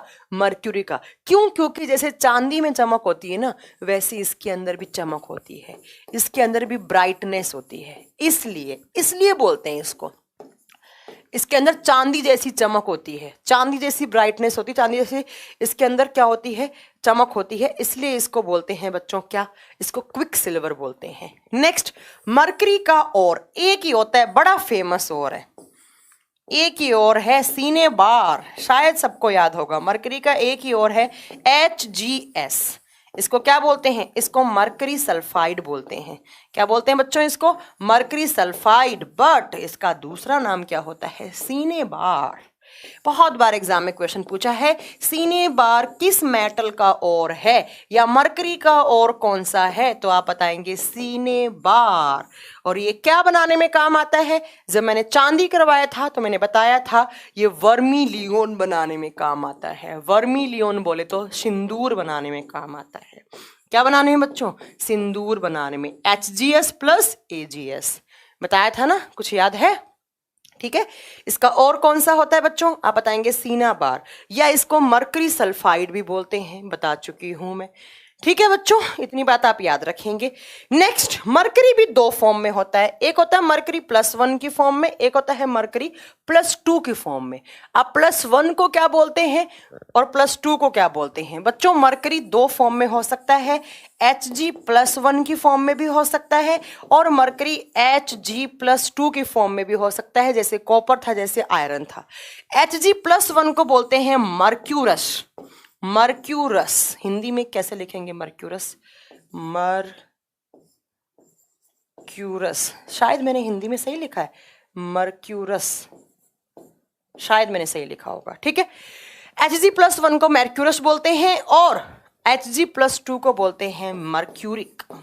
मर्क्यूरिक क्या बोलेंगे बच्चों? Mercuric. Mercuric. Ma'am atomic number कैसे याद करें? एक इतना अच्छा इंटरेस्टिंग सा ट्रिक बताऊंगी, कब? जब मैं पीरियोडिक टेबल करवाऊंगी तब। यार देख लेना हिंदी में सही लिखा है क्या, यार तुम लोग देख लेना, है ना। इंग्लिश टर्म में तो मैंने सही लिखा होगा, ठीक है, हिंदी में आप देख लेना। अब बात आती है कि मरकरी कहाँ काम में आता है। मरकरी काम में आता है आपका बीपी वाली मशीन, जिससे आप बीपी मेजर करते हैं, उसमें मरकरी काम आता है। बेरोमीटर में मरकरी काम आता है। थर्मामीटर 3 मीटर में काम आता है, ऐसे याद रख लो ना, 3 मीटर। कौन कौन सा मीटर बच्चों? चलो मैं बताती हूँ कौन कौन सा मीटर। पहला है बीपी वाली मशीन, क्या बोलते हैं इसको? स्फाइग्मोमैनोमीटर। स्फाइग्मोमैनोमीटर में होता है। दूसरा ये काम आता है बैरोमीटर में। अब बैरोमीटर तो जानते ही होंगे, क्या क्या मेजर करता है बैरोमीटर, बताना जल्दी से। तीसरा काम आता है थर्मोमीटर में। थर्मोमीटर जिसको आप क्या बोलते हैं? तापमापी। जिसको आप क्या बोलते हैं? तापमापी। इन तीनों मशीन के अंदर आप कौन सी मेटल काम में लेते हैं? कौन सी मेटल? मरकरी। कौन सी मेटल काम में लेते हैं? मरकरी। मैम पानी पी लीजिए। ओके अभी पी लेंगे, थोड़ी देर में पानी पी लेंगे। हाँ जी जल्दी बताइए, बैरोमीटर क्या काम आता है? जल्दी बताइए, मैं भी देखूं कौन सा। वायुदाब। वायुदाब। तापमापी। ताप एयर प्रेशर किससे मेजर करते हैं? बैरोमीटर से, है ना। स्फिग्मोमैनोमीटर से क्या करते हैं? आप बता सकते हैं। थर्मामीटर का लोएस्ट और हाईएस्ट रीडिंग कितना होता है? थर्मामीटर आपका 105 106 डिग्री तक नापता है, ठीक है। तो ये क्या होता है बच्चों? तापमापी। तापमापी, एयर प्रेशर, बीपी, ठीक है। चलो अब एक बात यह आती है कि इन तीनों में क्यों यूज में लेते हैं मरकरी को? मरकरी को क्यों क्यों क्यों यूज में लेते हैं, ये बताओ जल्दी से। क्यों? क्योंकि मरकरी का ऊष्मीय प्रसार बहुत ज्यादा होता है। मरकरी का ऊष्मीय प्रसार बहुत ज्यादा होता है। ऊष्मीय प्रसार बहुत ज्यादा होता है, फिजिक्स में पढ़ा होगा। अब ये तो पढ़ाने से रही मैं कि क्या होता है ऊष्मीय प्रसार, इसलिए इन तीनों में काम में आता है क्या? मरकरी, ठीक है। मरकरी वर्मिलियन बनाने में काम आता है। दूसरा मरकरी का और एक ही होता है जिसको सीने बार बोलते हैं। मरकरी का मेल्टिंग पॉइंट -39 डिग्री सेल्सियस होता है और मरकरी 3 मीटर में काम आता है और इसका ऊष्मीय प्रसार बहुत ज्यादा होता है, इसलिए इसको काम में लिया जाता है। कहां पर? तीनों मीटर में। तीनों मीटर बोले तो थर्मामीटर, बैरोमीटर एंड स्फिग्मोमैनोमीटर। और मरकरी का एटॉमिक नंबर तो मुझे लगता है सबको याद होगा, है। मरकरी का एटॉमिक नंबर कितना याद होता है? यस, राहुल राज बहुत अच्छा क्वेश्चन पूछा। नेक्स्ट पॉइंट यही पढ़ाने वाली थी, राहुल राज बहुत अच्छा क्वेश्चन पूछा। मरकरी का एटॉमिक नंबर तो याद कर लो बेशर्मो। मरकरी का एटॉमिक नंबर 80 नंबर होता है। 80 नंबर पे आता है। ये क्या बताऊं, ये बच्चों वाले क्वेश्चन है, ये आगे याद करवा दूंगी एटॉमिक नंबर वगैरह ना। 80 नंबर पे आता है, 80 नंबर पे आता है इसका एटॉमिक नंबर। चलो एक बच्चे ने राहुल राज ने, मैं नाम लिखती हूँ, राहुल राज का नाम क्यों लिखा? क्योंकि आपको बाद में याद रहे कि एक क्वेश्चन हमारी क्लास में किसने पूछा था? राहुल राज ने पूछा। राहुल राज ने पूछा कि देखो मैंने नाम लिख दिया लड़के, जो अच्छा क्वेश्चन पूछेगा उसका बोर्ड पे नाम लिखूंगी ताकि आपको एग्जाम में याद रहे। ओ राहुल ने एक क्वेश्चन पूछा था, ठीक है। राहुल राज ने पूछा कि मैम जो मरकरी होता है, जो Hg होता है, उसको Fe में रखा जाता है। Fe बोले तो आयरन में रखा जाता है। क्यों रखा जाता है? ये राहुल राज का क्वेश्चन था। इसका आंसर देना मेरा काम बनता है कि क्यों ऐसा राहुल राज के दिमाग में आया। याद रखिएगा, जो मरकरी है उसको आयरन के कंटेनर में रखा जाता है, जो मरकरी होता है उसको लोहे के बर्तन में रखा जाता है। क्यों रखा जाता है? क्योंकि ये मरकरी किसी अन्य धातु के साथ, आयरन के साथ ये रिएक्ट नहीं करता है, बट किसी अदर मेटल के साथ रिएक्ट करके अलॉय बना लेता है। मैंने बोला मरकरी को आप आयरन के कंटेनर में रखते हो, आयरन के साथ रखा जाता है। लोहे के बर्तन में या लोहे का कोई भी कंटेनर हो उसके अंदर रखा जाता है। क्यों? क्योंकि मरकरी जो है वो आयरन के साथ रिएक्शन नहीं करता है, बट अदर मेटल के साथ, अन्य धातुओं के साथ, अदर मेटल्स के साथ, अदर मेटल्स के साथ क्रिया करके ध्यान से सुनना, क्या बनाएगा? क्रिया करके अलॉय बना लेता है। और अलॉय का मतलब क्या होता है? मिश्र धातु, मतलब उसके अंदर इंप्योरिटीज आ जाएंगी, अशुद्धियां आ जाएंगी। कौन सा अलॉय बनाता है? Amalgam, amalgam, amalgam. तो राहुल राज, क्या आपका क्वेश्चन का आंसर मिल गया आपको? अमलगम नामक का मिश्र धातु बना लेता है जिससे मरकरी में इंप्योरिटीज बढ़ जाती हैं, और इसीलिए आप इसको कहाँ रखते हैं? इसको लोहे के बर्तन में या लोहे के कंटेनर में रखा जाता है बच्चों, ठीक है। तो ये बात आप याद रखिएगा, ठीक है, कि जो मरकरी है उसको आयरन कंटेनर के साथ रखा जाता है, आयरन के बर्तन में रखा जाता है, क्योंकि किसी अदर मेटल के साथ रिएक्ट करके या क्या बना लेता है? ये बना लेता है बच्चों, क्या? ये अमलगम या अलॉय, मिश्र धातु बना लेता है, मरकरी के अंदर इंप्योरिटीज आ जाती हैं, ठीक है राहुल। चलो okay, thank you so much Rahul, आपको समझ में आ गया। नेक्स्ट सुनो, नेक्स्ट आप एक पॉइंट सुनेंगे, क्या सुनेंगे आप? वर्मिलियन बता देंगे। वर्मिलियन क्या क्या होता है बच्चों? वर्मिलियन क्या होता है? ये मैं बार बार रिपीट करूँ, पूछे जाते हैं AgS प्लस HgS को क्या बोलते हैं? वर्मिलियन बोलते हैं। नेक्स्ट बच्चों, आप मरकरी कहाँ काम में आती है? मरकरी काम आती है ट्यूबलाइट में। ट्यूबलाइट, ट्यूबलाइट जानते हैं, ट्यूबलाइट मूवी आई थी ना सलमान खान की, ऐसे याद रख लो, ठीक है? तो सलमान खान ने ट्यूबलाइट में मरकरी का काम में लिया था नहीं वो ट्यूबलाइट नहीं, ये वाली ट्यूबलाइट जो मेरे ऊपर लगी है, ठीक है बच्चों? ट्यूबलाइट में दो चीज होती हैं, एक होता है आर्गन गैस, और आर्गन गैस के साथ भरा जाता है मरकरी का वेपर। मरकरी वेपर भरा जाता है, इसको हिंदी में बोला जाता है पारद वाष्प। पारद वाष्प, ठीक है बच्चों? तो मरकरी कहां पर भरा जाता है? अमलगम एक अलोय होता है बच्चों, अलोय। अमलगम मतलब अमलगम का मतलब होता है मरकरी के अंदर बहुत सारे अदर मेटल जुड़ गए, तो वो इंप्योरिटीज आ गई, उसी को अमलगम बोल देते हैं, ठीक है बच्चों? तो ट्यूबलाइट में क्या भरा जाता है? आर्गन प्लस मरकरी वेपर, पारद वाष्प भरा जाता है। ये पॉइंट आप याद रख सकते हैं कि मरकरी का वेपर भरा जाता है किसके अंदर? ट्यूबलाइट के अंदर। बट इलेक्ट्रिक बल्ब के अंदर क्या होती है? आर्गन प्लस नाइट्रोजन होती है, आर्गन प्लस नाइट्रोजन होती है। चलो, उसके बाद अगर मैं बात करूं मरकरी की, तो मरकरी जो होती है वो नियोन गैस भी रहती है। यहाँ बहुत दो टाइप की ट्यूबलाइट आती हैं, एक ट्यूबलाइट में आर्गन भी या फिर कुछ ऐसी जो नहीं होती, इनको क्या बोलते हैं? एलईडी। जो एलईडी वाली होती है उनमें नियोन गैस भरी जाती है। जो नॉर्मल ट्यूबलाइट होती है ना, जो पुराने जमाने में चलती थी, तो उसमें क्या आती है बच्चों? उसमें आर्गन भरी जाती है, या नियोन भी भर सकते हैं, आपके पास ऑप्शन नियोन का भी है। बट नियोन बेसिकली जो फ्लोरोसेंट वाली होती है ना, जो जीरो वोल्ट के बल्ब आते हैं ना, लाल कलर का, ब्लू कलर का, उनमें मेनली होता है नियोन, ठीक है? काम में आता है। चलो नेक्स्ट, अगर आप मरकरी को कोई भी बेसिक मीडियम दे देंगे, बेस का मतलब है कोई क्षार के साथ डाल देंगे, या आपने मरकरी को पानी के साथ डाल दिया, बच्चों याद रखना मरकरी ना ही तो बेस के साथ ना ही पानी के साथ रिएक्शन करती है। कोई रिएक्शन फॉर्म नहीं होगा, नो रिएक्शन, कोई भी अभिक्रिया नहीं होगी, कोई भी अभिक्रिया नहीं होगी, ठीक है? याद रखिएगा, किसके बारे में? मरकरी के बारे में, मरकरी के बारे में। इसके अलावा मैं आपको एक पॉइंट और बताना चाहती हूं, मरकरी से जो एक क्वेश्चन आता है, मरकरी एक कंपाउंड बनाती है Hg2Cl2। मरकरी एक यौगिक बनाती है, एक कंपाउंड बनाती है। कौन सा कंपाउंड? एक दवाई बनाने में काम आता है। दवाई तो क्या होता है? वो इंसेक्टिसाइड ही होता है एक तरीके का। एक यौगिक बनाती है मरकरी। नोबल मेटल नहीं होता है, कहां से पढ़ लिया संदीप कुमार सैनी? नहीं, नोबल मेटल नहीं होता है, ठीक है? मरकरी एक कंपाउंड बनाती है जिसको बोलते हैं आप Hg2Cl2।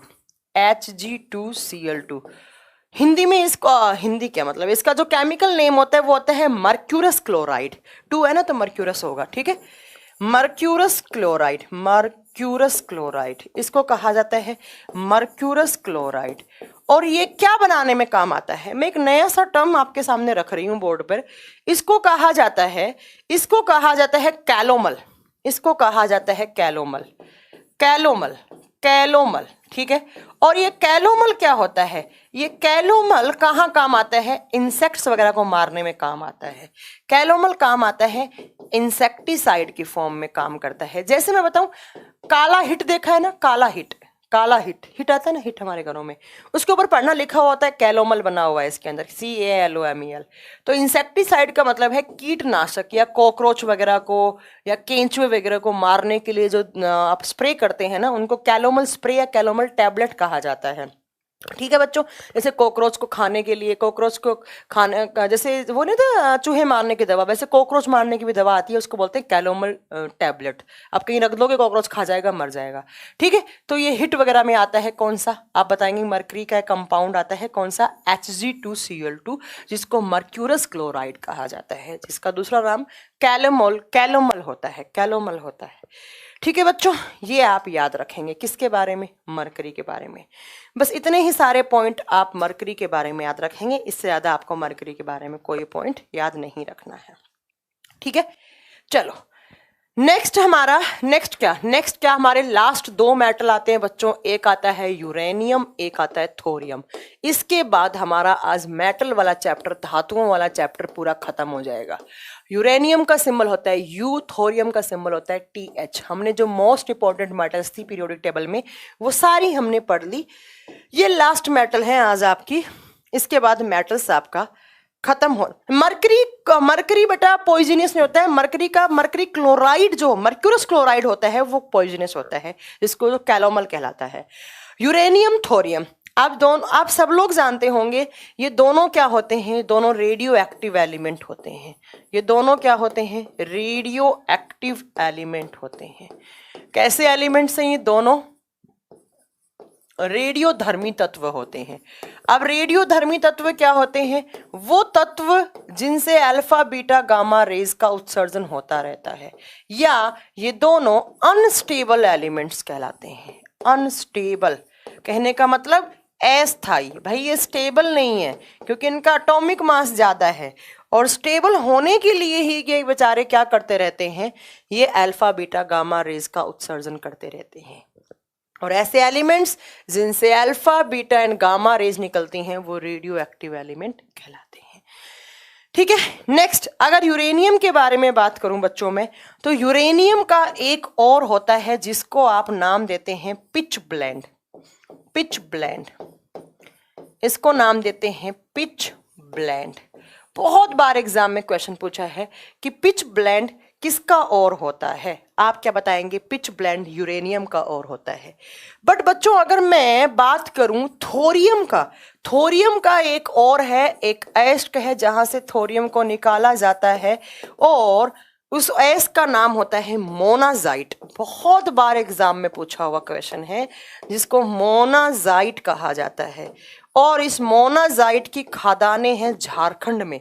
झारखंड में एक जादूगीड़ा नाम की जगह है, अगर आपने कभी सुना हो तो जादूगीड़ा नाम की जगह पर मोनाजाइट की खदानें हैं, जहां से क्या निकलता है, बच्चों, जहां से आपका थोरियम निकलता है, ठीक है। आप थोरियम वाला पॉइंट छोड़ो, यूरेनियम वाले पे आओ। जो यूरेनियम है बच्चों वो रेडियो एक्टिव एलिमेंट है, और इस यूरेनियम को काम में लिया जाता है कहां पर, एटम बॉम्ब बनाने में। कौन सा बॉम्ब बनाने में, परमाणु बम बनाने में कौन सा रेडियो एक्टिव एलिमेंट काम आता है, यूरेनियम। ठीक है, किसकी तरह, फ्यूल की तरह, ईंधन की तरह, फ्यूल की तरह काम में लेते हैं भैया। फ्यूल का मतलब इससे क्या निकलेगी, एनर्जी, और वो एनर्जी इतनी ज्यादा होगी कि उससे आप क्या बना सकते हैं। सुना है झारखंड में जरिया में यूरेनियम मिलता है, ये मैंने आज पहली बार सुना। मैंने ये जरूर सुना है कि झारखंड में जादूगीड़ा जगह में मोनाजाइट की और है जहां से थोरियम एक्सट्रैक्ट करते हैं। अब जरिया जगह कोई और अलग है तो मुझे आई डोंट नो, आज आपने बताया कमल तो मैं इसको श्योर करूंगी। ठीक है, तो एटम बॉम्ब में फ्यूल के ईंधन के रूप में कौन सा रेडियो एक्टिव एलिमेंट काम में लेते हैं, यूरेनियम। ठीक है बच्चों, यूरेनियम दो फॉर्म में पाया जाता है। थोरियम को छोड़ दो, एक बार साइड में कर दो, हम यूरेनियम की बात कर रहे हैं सिर्फ यहाँ पर, है ना। यूरेनियम दो फॉर्म में पाया जाता है बच्चों, कौन कौन सा, शायद आप सब जानते होंगे। यूरेनियम 235 एंड यूरेनियम 238, और इनका एटॉमिक नंबर तो सब जानते हैं 92। ठीक है बच्चों, यूरेनियम दो फॉर्म में होता है, एक तो 92 यूरेनियम 235, एक 92 यूरेनियम 238। अगर मैं बात करूं सबसे ज्यादा 99.99% में कौन सा, इसी फॉर्म में यूरेनियम पाया जाता है। ठीक है बच्चों, आप याद रखेंगे कि ज्यादा 99% या 99.99% यूरेनियम 238 की फॉर्म में ही पाया जाता है। बट इन दोनों में अगर देखें ज्यादा रेडियो एक्टिव कौन है, ये वाला ज्यादा रेडियो एक्टिव कौन सा होगा, यूरेनियम 235 होगा बच्चों। ठीक है, यूरेनियम 235 होगा। बट ज्यादा पाया किस फॉर्म, देखो दोनों बात अलग है। ज्यादा रेडियो एक्टिव 235 है, पर ज्यादा पाया कौन सा जाता है, 238 पाया जाता है। बट अब मैं एक बात बताऊं आपको, यूरेनियम के क्या बनाए जाते हैं, एटॉमिक बॉम्ब बनाए जाते हैं। बट बच्चों आपने सुना होगा कि हिरोशिमा नागासाकी में बॉम्ब फेंके गए थे, है ना। जापान में हिरोशिमा एंड नागासाकी कब फेंके गए थे, आपकी हिस्ट्री कैसे है मैं भी देखूं। नागासाकी था क्या, जो भी जगह है यार देख लेना, तो नागासाकी या नागासाकी, ठीक है।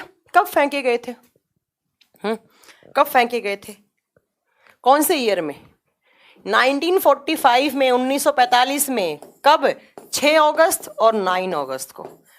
तो ये बॉम्ब किसके थे, ये प्लूटोनियम के थे बच्चों, ये यूरेनियम के नहीं थे, ये किसके थे, ये प्लूटोनियम के थे। और प्लूटोनियम कौन सा, 239 का था।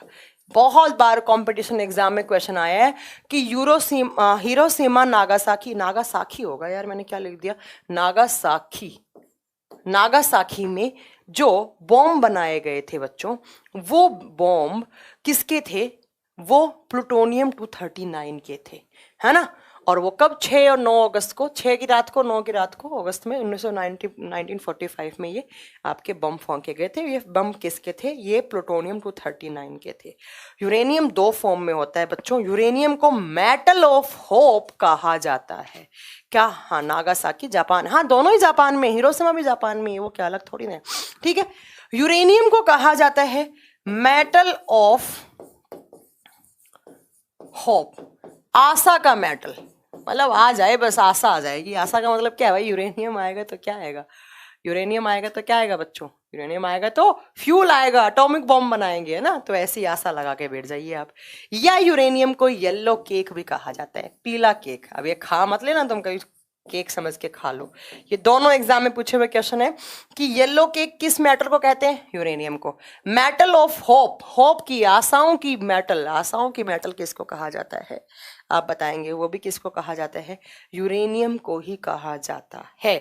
ठीक है बच्चों, इतने सारे पॉइंट याद रखना, किसके बारे में, uranium. Uranium radio active element होता है, 2 फॉर्म में सस्टेन कर सकता है, 235 एंड 238। ज्यादा पाया जाता है 38 की फॉर्म में, और एक ही होता है कौन सा, पिच ब्लेंड, ठीक है। थोरियम मोनाजाइट होता है। इंडिया में सबसे ज्यादा पूछा जाए तो थोरियम ही निकलता है, ठीक है। हाँ, बाकी ये अर्थ वगैरह की एज का मेजरमेंट में भी काम आता है, ठीक है। ये बात हो गई आपकी मेटल्स की। बच्चों इतनी मेटल्स पढ़नी है, मैंने जितने सारे क्वेश्चंस थे वो सारे क्वेश्चंस मैंने आपके क्लियर करवा दिए। अब फिर भी आपको कुछ की पॉइंट्स लिखने हैं मेटल्स के अंदर, फिर भी मेरा पेट नहीं भरा पढ़ाकर, कुछ की पॉइंट्स आपको लिखवाऊंगी मैं मेटल्स के अंदर। की पॉइंट्स का मतलब है कुंजी, कुंजी आती थी ना बचपन में, पढ़ी है कुंजी, पता नहीं आपके जमाने में कुंजी पढ़ी है कि नहीं पढ़ी, हमारे जमाने में तो कुंजी होती थी, है ना। चलो, कुंजी का मतलब है सार, सार का मतलब है समरी, है ना। छोटा सा अगर कुछ क्विक रिवीजन करना चाहें या कुछ अलग पॉइंट ऐड करने चाहें तो वो हम क्या क्या पढ़ सकते हैं, है ना। चलो पढ़े, की पॉइंट्स का मतलब है बहुत अच्छे पॉइंट्स लिखवाने वाली हूं मैं। चलो बच्चों, क्या क्या पढ़ेंगे। सबसे पहला, अगर मैं बात करूं most abundant metal, most abundant metal इन अर्थ क्रस्ट, इन अर्थ क्रस्ट, अगर मैंने बात करी कि भूपर्पटी में सबसे ज्यादा धातु में, सबसे ज्यादा धातु, एक एक लाइन को ध्यान से सुनना मेरा, एक लाइन एक वर्ड गलत हुआ पूरा आपका आंसर गलत हो जाएगा। सबसे ज्यादा धातु कौन सा है, अगर पूछा कि भूप्रपटी में सबसे ज्यादा धातु कौन सा है, आप क्या बताएंगे, वो एल्यूमिनियम है, वो Al है। बट बच्चों अगर आपसे पूछा कि मोस्ट अबंडेंट, क्या पूछा, मोस्ट अबंडेंट नॉन मेटल, अधातु, नॉन मेटल का मतलब है अधातु, अधातु में सबसे ज्यादा कौन सा है अर्थ क्रस्ट में। आपका आंसर यहाँ पे तुरंत चेंज हो जाएगा। क्या आंसर कर दोगे आप यहाँ पर आप आंसर देना पसंद करोगे क्या, ओ का मतलब क्या है, ऑक्सीजन, ऑक्सीजन, ठीक है। नेक्स्ट आपसे पूछा बच्चों, क्या आपसे पूछा मोस्ट अबंडेंट मेटलोइड, मेटलोइड सबसे ज्यादा कौन सा होता है, और मेटलोइड का मतलब होता है उपधातु, उपधातु। तो अगर आपसे पूछे उपधातु सबसे ज्यादा कौन सा है, तुरंत आपका आंसर चेंज हो जाएगा और आंसर में क्या आ जाएगा, Si। Si का मतलब क्या होता है बच्चों, सिलिकॉन। Si का मतलब क्या होता है, सिलिकॉन, ठीक है बच्चों। चलो आओ नेक्स्ट पॉइंट पे आओ, क्या पढ़ना चाहोगे आप। नेक्स्ट पॉइंट में आप पढ़ोगे मोस्ट अबंडेंट एलिमेंट, एलिमेंट बच्चों एलिमेंट है, तत्व है वो, in universe, most abundant element in universe. इस यूनिवर्स में सबसे ज्यादा एलिमेंट कौन सा है? ध्यान से सुनना एक एक बात। यूनिवर्स का मतलब क्या है? संसार, प्रकृति, संसार, है ना। तो उसमें सबसे ज्यादा कौन सा है? H। H का मतलब क्या है? हाइड्रोजन। सबसे ज्यादा क्या है? हाइड्रोजन। देखो ध्यान से सुनना बच्चों, सबसे ज्यादा मेटल पूछा, आंसर होगा एल्यूमिनियम। सबसे ज्यादा नॉन मेटल पूछा, आंसर होगा ऑक्सीजन। सबसे ज्यादा मेटेलोइड उपधातु पूछा, सिलिकॉन। सबसे ज्यादा एलिमेंट और कहां पर? यूनिवर्स में, तो क्या हो जाएगा? हाइड्रोजन। मुझे लगता है चारों पॉइंट मैंने आपको सही से क्लियर करवा दिए होंगे, ठीक है। अगर नहीं हुए तो वापस इसको पढ़ लेना, आप अपने कॉपी में नोट कर लेना। अब बच्चों नेक्स्ट क्वेश्चन आता है, स्ट्रेटेजिकल मेटल किसको बोलते हैं, या स्ट्रेटेजिक मेटल किसको बोलते हैं? रणनीतिक धातु। बता सकता है कोई मेरे इस क्वेश्चन का आंसर? बहुत बार एग्जाम में पूछा है, स्ट्रेटेजिक मेटल किसको कहते हैं? रणनीति धातु। रणनीति बनाने में भाई, रणनीति कहाँ काम आती है? युद्ध में। रणनीति कब बनती है? जब युद्ध होता है। और युद्ध होता है तो क्या चलते हैं? युद्ध होते हैं तो तलवार चाकू चलते हैं। तलवार चाकू का मतलब क्या है? औजार चलते हैं। तो औजार बनाने में कौन सी धातु काम आती है? टाइटेनियम। कौन सी बच्चों? टाइटेनियम। तो एग्जाम में क्वेश्चन पूछा जाए आपसे क्या कि रणनीतिक धातु कौन सी होती है, स्ट्रेटेजिक मेटल कौन सी होती है? अस्त्र शस्त्र या औजार, अस्त्र शस्त्र कहाँ चलते हैं आपके? यार मेरी हिंदी थोड़ी कमजोर है यार, तुम देख लेना अस्त्र शस्त्र कैसे लिखा जाता है, थोड़ी सी मेरी हिंदी कमजोर है, ठीक है। टाइटेनियम के बनते हैं। नेक्स्ट बच्चों सुनो, टाइटेनियम से एक पॉइंट और याद आया भाई, मेरा एक्सीडेंट हुआ, मेरी हड्डी टूट गई। हड्डी टूटने के बाद डॉक्टर ने मुझे क्या लगाया? आर्टिफिशियल बोन लगाया। आर्टिफिशियल बोन का मतलब क्या होता है? कृत्रिम हड्डी लगाई। चलो नहीं समझ में आ रहा, मेरे को रोड लगाई। रोड तो समझ में आया, रोड लगती है ना एक, तो वो रोड किसकी बनती है? वो रोड बनती है किसकी? टाइटेनियम की बनती है। और टाइटेनियम धातु पानी से गलती वलती नहीं है। भाई मेरा एक्सीडेंट हुआ, मेरी हड्डी टूट गई, मेरे को डॉक्टर ने रोड लगा दिया, पर डॉक्टर ने मेरे को रोड लगा दिया आयरन का, अंदर ही जंग लग जाएगा। डॉक्टर ने लगा दिया कैल्शियम का, रिएक्ट कर जाएगा पानी से, पानी के अंदर सड़ जाएगा, गल जाएगा। तो डॉक्टर को ऐसी मेटल लगानी पड़ेगी जो पानी से, जिसपे ऊपर फर्क ही ना पड़े। टाइटेनियम के ऊपर कितना ही पानी डालो, जहाज जानते हैं ना, जहाज, पानी वाला जहाज, उसके नीचे जो फट्टे लगे हुए होते हैं वो टाइटेनियम के लगे हुए होते हैं। क्यों? क्योंकि पानी से गलती नहीं है, ठीक है। चलो तो याद रखिएगा, आर्टिफिशियल बोन या कृत्रिम हड्डी या जो रोड बनाने में काम आता है, वो क्या काम आता है? वो काम आता है बच्चा आपका कौन सा मेटल? टाइटेनियम। नेक्स्ट सुनो, नेक्स्ट पॉइंट आप क्या याद रखेंगे? नेक्स्ट आता है कि पीरियोडिक, छोड़ो आप, इतना नहीं, आप याद रखो कि वो कौन सा मेटल है जो बैड कंडक्टर ऑफ इलेक्ट्रिसिटी है। कौन सा मेटल है जो बैड कंडक्टर ऑफ इलेक्ट्रिसिटी है? बैड कंडक्टर ऑफ इलेक्ट्रिसिटी, विद्युत का जो कुचालक है। एक ही मेटल ऐसा है जो इलेक्ट्रिसिटी का क्या होता है? बैड कंडक्टर होता है, और दैट इज कौन सा? प्लम्बम। प्लम्बम का मतलब क्या होता है? पीबी। पीबी का मतलब क्या होता है? लेड। लेड का मतलब क्या होता है? सीसा। सीसा हो या दिल टूट जाता है ना। तो सीसा हो या दिल, दोनों बैड कंडक्टर ऑफ इलेक्ट्रिसिटी होते हैं, है ना। ये याद रखिएगा। चलो बच्चों नेक्स्ट आओ पॉइंट पे। नेक्स्ट पॉइंट 8 नंबर पे आप क्या याद रखेंगे? 8 नंबर पे आपका जो पॉइंट बनता है वो बनता है हैवीएस्ट एलिमेंट। ध्यान से सुनना, मैंने एलिमेंट बोला है, धातु नहीं बोला है, जल्दबाजी नहीं करनी है। सबसे भारी तत्व, पीरियोडिक टेबल में सबसे हैवी एलिमेंट कौन सा है, या सबसे भारी तत्व कौन सा है? आप आंसर देंगे जो हैवीएस्ट एलिमेंट होता है वो कौन सा होता है? यूरेनियम होता है। मैंने एलिमेंट बोला है, तत्व है तो यूरेनियम।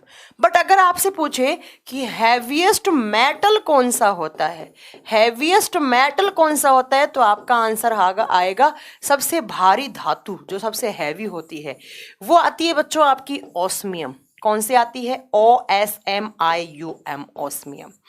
अब इसका जस्ट मैं ऑपोजिट पूछ लूं आपसे, ये तो हैवीएस्ट एलिमेंट था या हैवीएस्ट मेटल था। अब मैं जस्ट 10 नंबर पे आपको जस्ट ऑपोजिट पूछा, मैंने बोला कि मुझे लाइटेस्ट एलिमेंट बताओ। लाइटेस्ट एलिमेंट, मैंने एलिमेंट बोला है बच्चों, मैंने धातु नहीं बोला है। सबसे हल्का तत्व एक ही होता है, वो कौन सा? हाइड्रोजन। हाइड्रोजन से ज्यादा हल्का क्या हो सकता है? नहीं हो सकता। सबसे हल्का तत्व कौन सा? H। H का मतलब हाइड्रोजन। हाइड्रोजन। अब मैंने जस्ट इसका ऑपोजिट पूछा, लाइटेस्ट मेटल कौन सी है, लाइटेस्ट मेटल कौन सी है, सबसे हल्की धातु कौन सी है। तो लाइटेस्ट मेटल कौन सी आती है, सबसे हल्की धातु कौन सी होती है, तो आपको आंसर देना है that is lithium. Hydrogen, helium, lithium. Lithium सबसे हल्की धातु कौन सी होती है, लिथियम। अरे वाह, सब लोग अच्छे आंसर दे रहे हैं आज तो। ठीक है, नेक्स्ट पूछो बच्चों, 12 नंबर पे हम क्या पॉइंट लिखेंगे, बड़े अच्छे पॉइंट लिख रहे हैं, की पॉइंट्स में लिखने हैं आपको सारे। नेक्स्ट आपसे पूछा जाएगा हार्डेस्ट मेटल, हार्डेस्ट मेटल कौन सी होती है, सबसे कठोर धातु कौन सी है, हार्डेस्ट मेटल सबसे कठोर धातु। और अगर सबसे कठोर धातु की बात करते हैं तो वो कौन सी होती है, शायद सब लोग जानते होंगे, platinum is the hardest metal. Platinum, platinum, PT, अरे बाप रे हाथ में करंट कैसे आ गया, प्लैटिनम। अरे डब्ल्यू क्यों लिख रहे हैं आप, डब्ल्यू इज टंगस्टन, डब्ल्यू नहीं आएगा यहाँ पे, डब्ल्यू का तो मेल्टिंग पॉइंट ज्यादा होता है, मैं हार्डेस्ट की बात कर रही हूँ। तो मैं से गलत गलत आंसर मत दो यहाँ पे, सुनील सैनी गुस्सा आ जाएगा मुझे। ठीक है, चलो नेक्स्ट सुनो। नेक्स्ट आपसे पूछे कि रेयरेस्ट एलिमेंट कौन सा है, रेयरेस्ट एलिमेंट जो सबसे कम पाया जाता है एलिमेंट है ना, से रेयरेस्ट एलिमेंट जो मेटल नॉन मेटल किसी भी फॉर्म में हो जाता है, सबसे कम पाए जाने वाला, सबसे कम पाए जाने वाला तत्व, सबसे कम पाए जाने वाला तत्व, पाए जाने वाला तत्व कौन सा होता है, आप बताएंगे AT होता है। AT किसका सिंबल होता है, कुछ मूर्ख यहाँ पे आएंगे बोलेंगे AT इज एंटीमोनी, नहीं, AT इज एस्टेटाइन।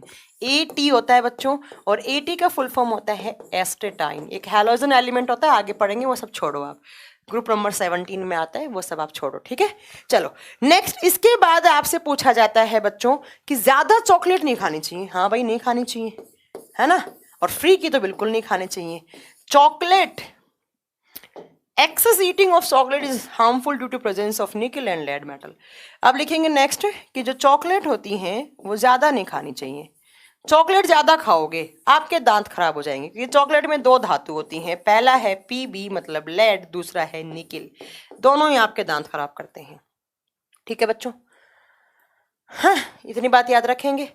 चलो, ज्यादा चॉकलेट खाने से क्या हो जाते हैं, दांत खराब, क्योंकि चॉकलेट के अंदर क्या होता है, लेड भी होता है, और चॉकलेट के ज्यादा चॉकलेट खाओगे ना बुद्धि भ्रष्ट हो जाएगी, आपके दिमाग काम करना बंद कर देगा, समझने की पावर, कंफ्यूज ज्यादा रहोगे, बोलने की क्षमता, सुनने की क्षमता सब गायब हो जाएगी, बहरे हो जाओगे, गूंगे हो जाओगे। ज्यादा चॉकलेट नहीं खाया करो, ठीक है, और फ्री वाली तो बिल्कुल मत खाया करो।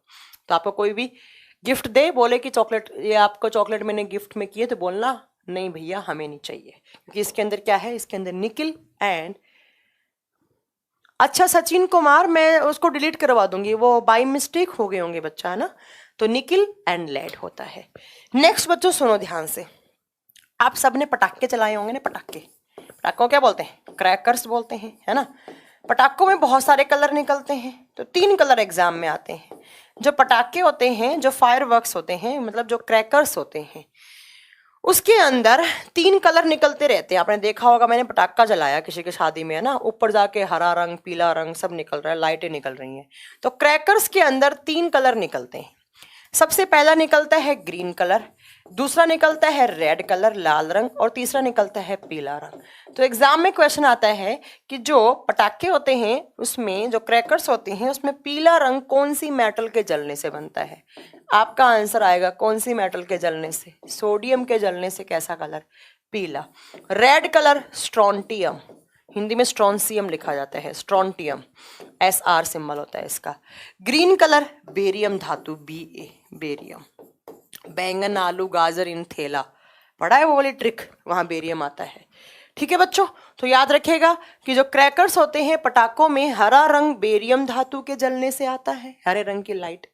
लाल कलर स्ट्रोंटियम धातु के जलने से बनता है, एंड येलो कलर सोडियम धातु के जलने से बनता है। ये कुछ पॉइंट्स थे जो आपको एग्जाम के पॉइंट ऑफ व्यू से बहुत ज्यादा जरूरी हैं, जो आपको याद रखने हैं, बहुत बार पूछ लिए जाते हैं। ठीक है, चलो नॉन मेटल हैवीएस्ट, ये आगे की बात है बच्चों, वो गैस की फॉर्म में होगी, ऐश्वर्या वो गैस की फॉर्म में होगी, डोंट वरी, मैं जब नॉन मेटल्स करवाऊंगी तो मैं आपको बता दूंगी। वो यहाँ नहीं पढ़नी है, वो गैस की फॉर्म में होती है, इसलिए वो यहाँ नहीं पढ़नी है। ठीक है, तो ये इतने सारे पॉइंट्स थे जो आपको याद रखने थे, इसके अलावा आप कुछ नहीं याद करेंगे यहाँ से।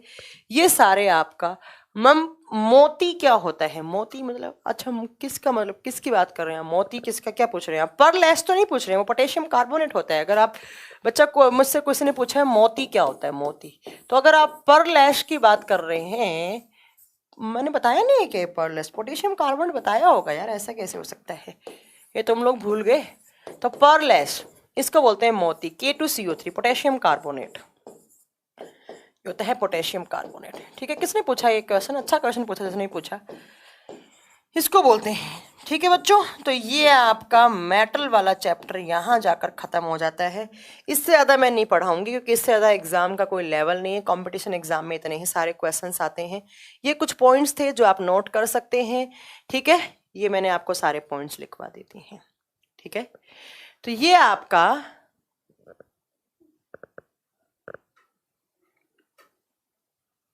इतने सारे मैटर्स के सारे पॉइंट्स थे, सारी मैंने मैटर्स लिखवा दी हैं।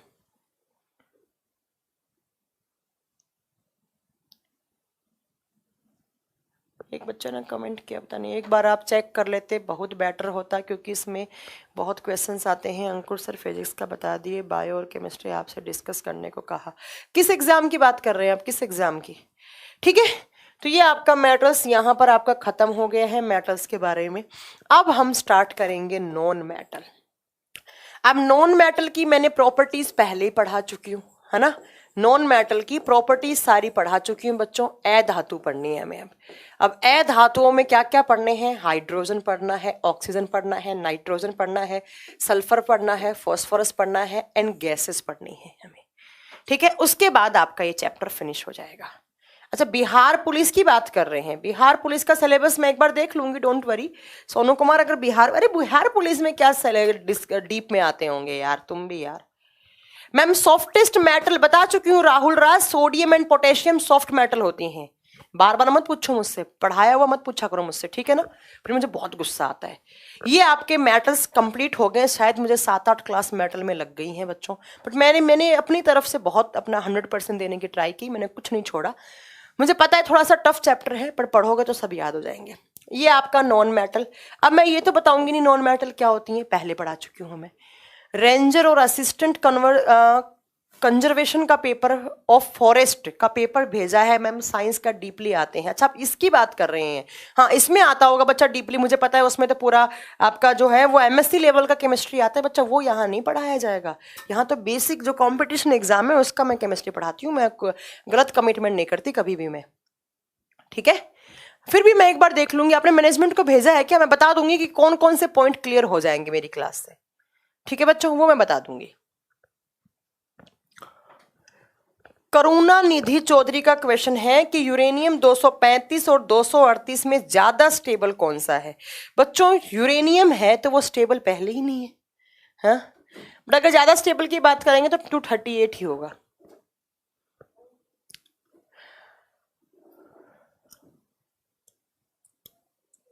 चलो चलें अब आगे।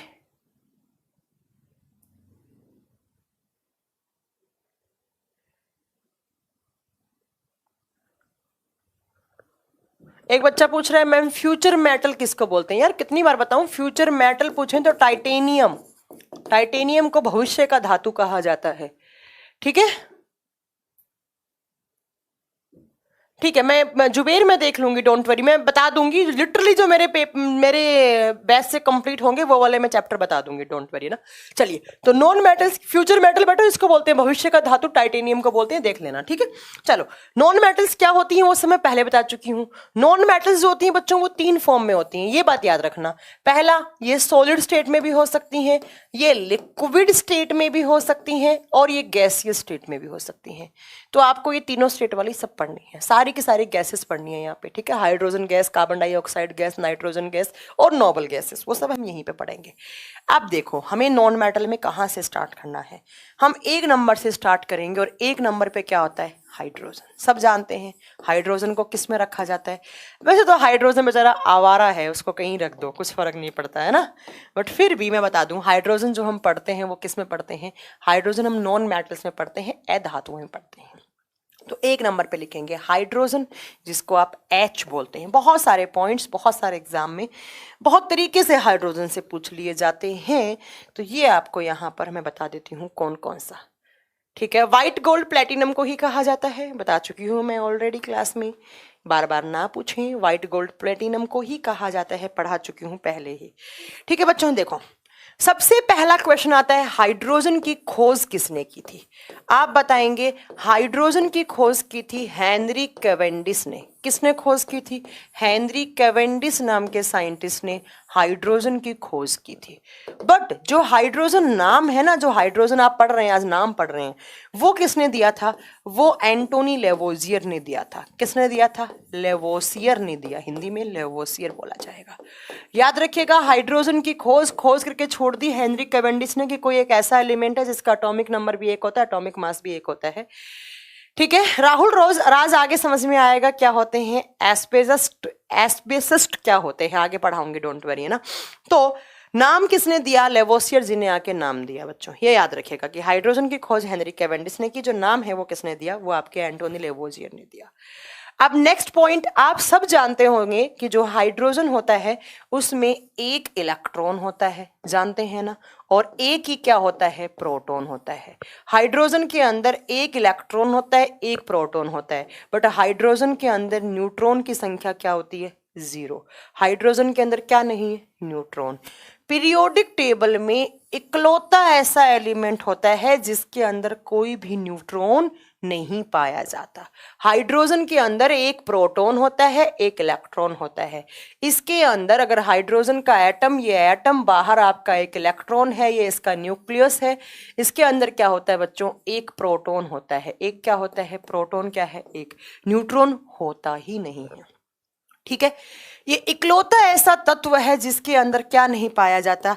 जिसके अंदर न्यूट्रॉन नहीं पाया जाता। इसके अंदर न्यूट्रॉन नहीं पाया जाता। इसके अलावा कोई भी ऐसा तत्व नहीं है जिसके अंदर न्यूट्रॉन ना हो। सिर्फ एक ही है, वो कौन सा? वो आपका है हाइड्रोजन। हाइड्रोजन का एटॉमिक नंबर कितना होता है बच्चों? आप जानते होंगे, हाइड्रोजन का परमाणु संख्या 1। हाइड्रोजन का एटॉमिक मास भी कितना होता है? हाइड्रोजन का द्रव्यमान संख्या भी कितनी होती है? 1।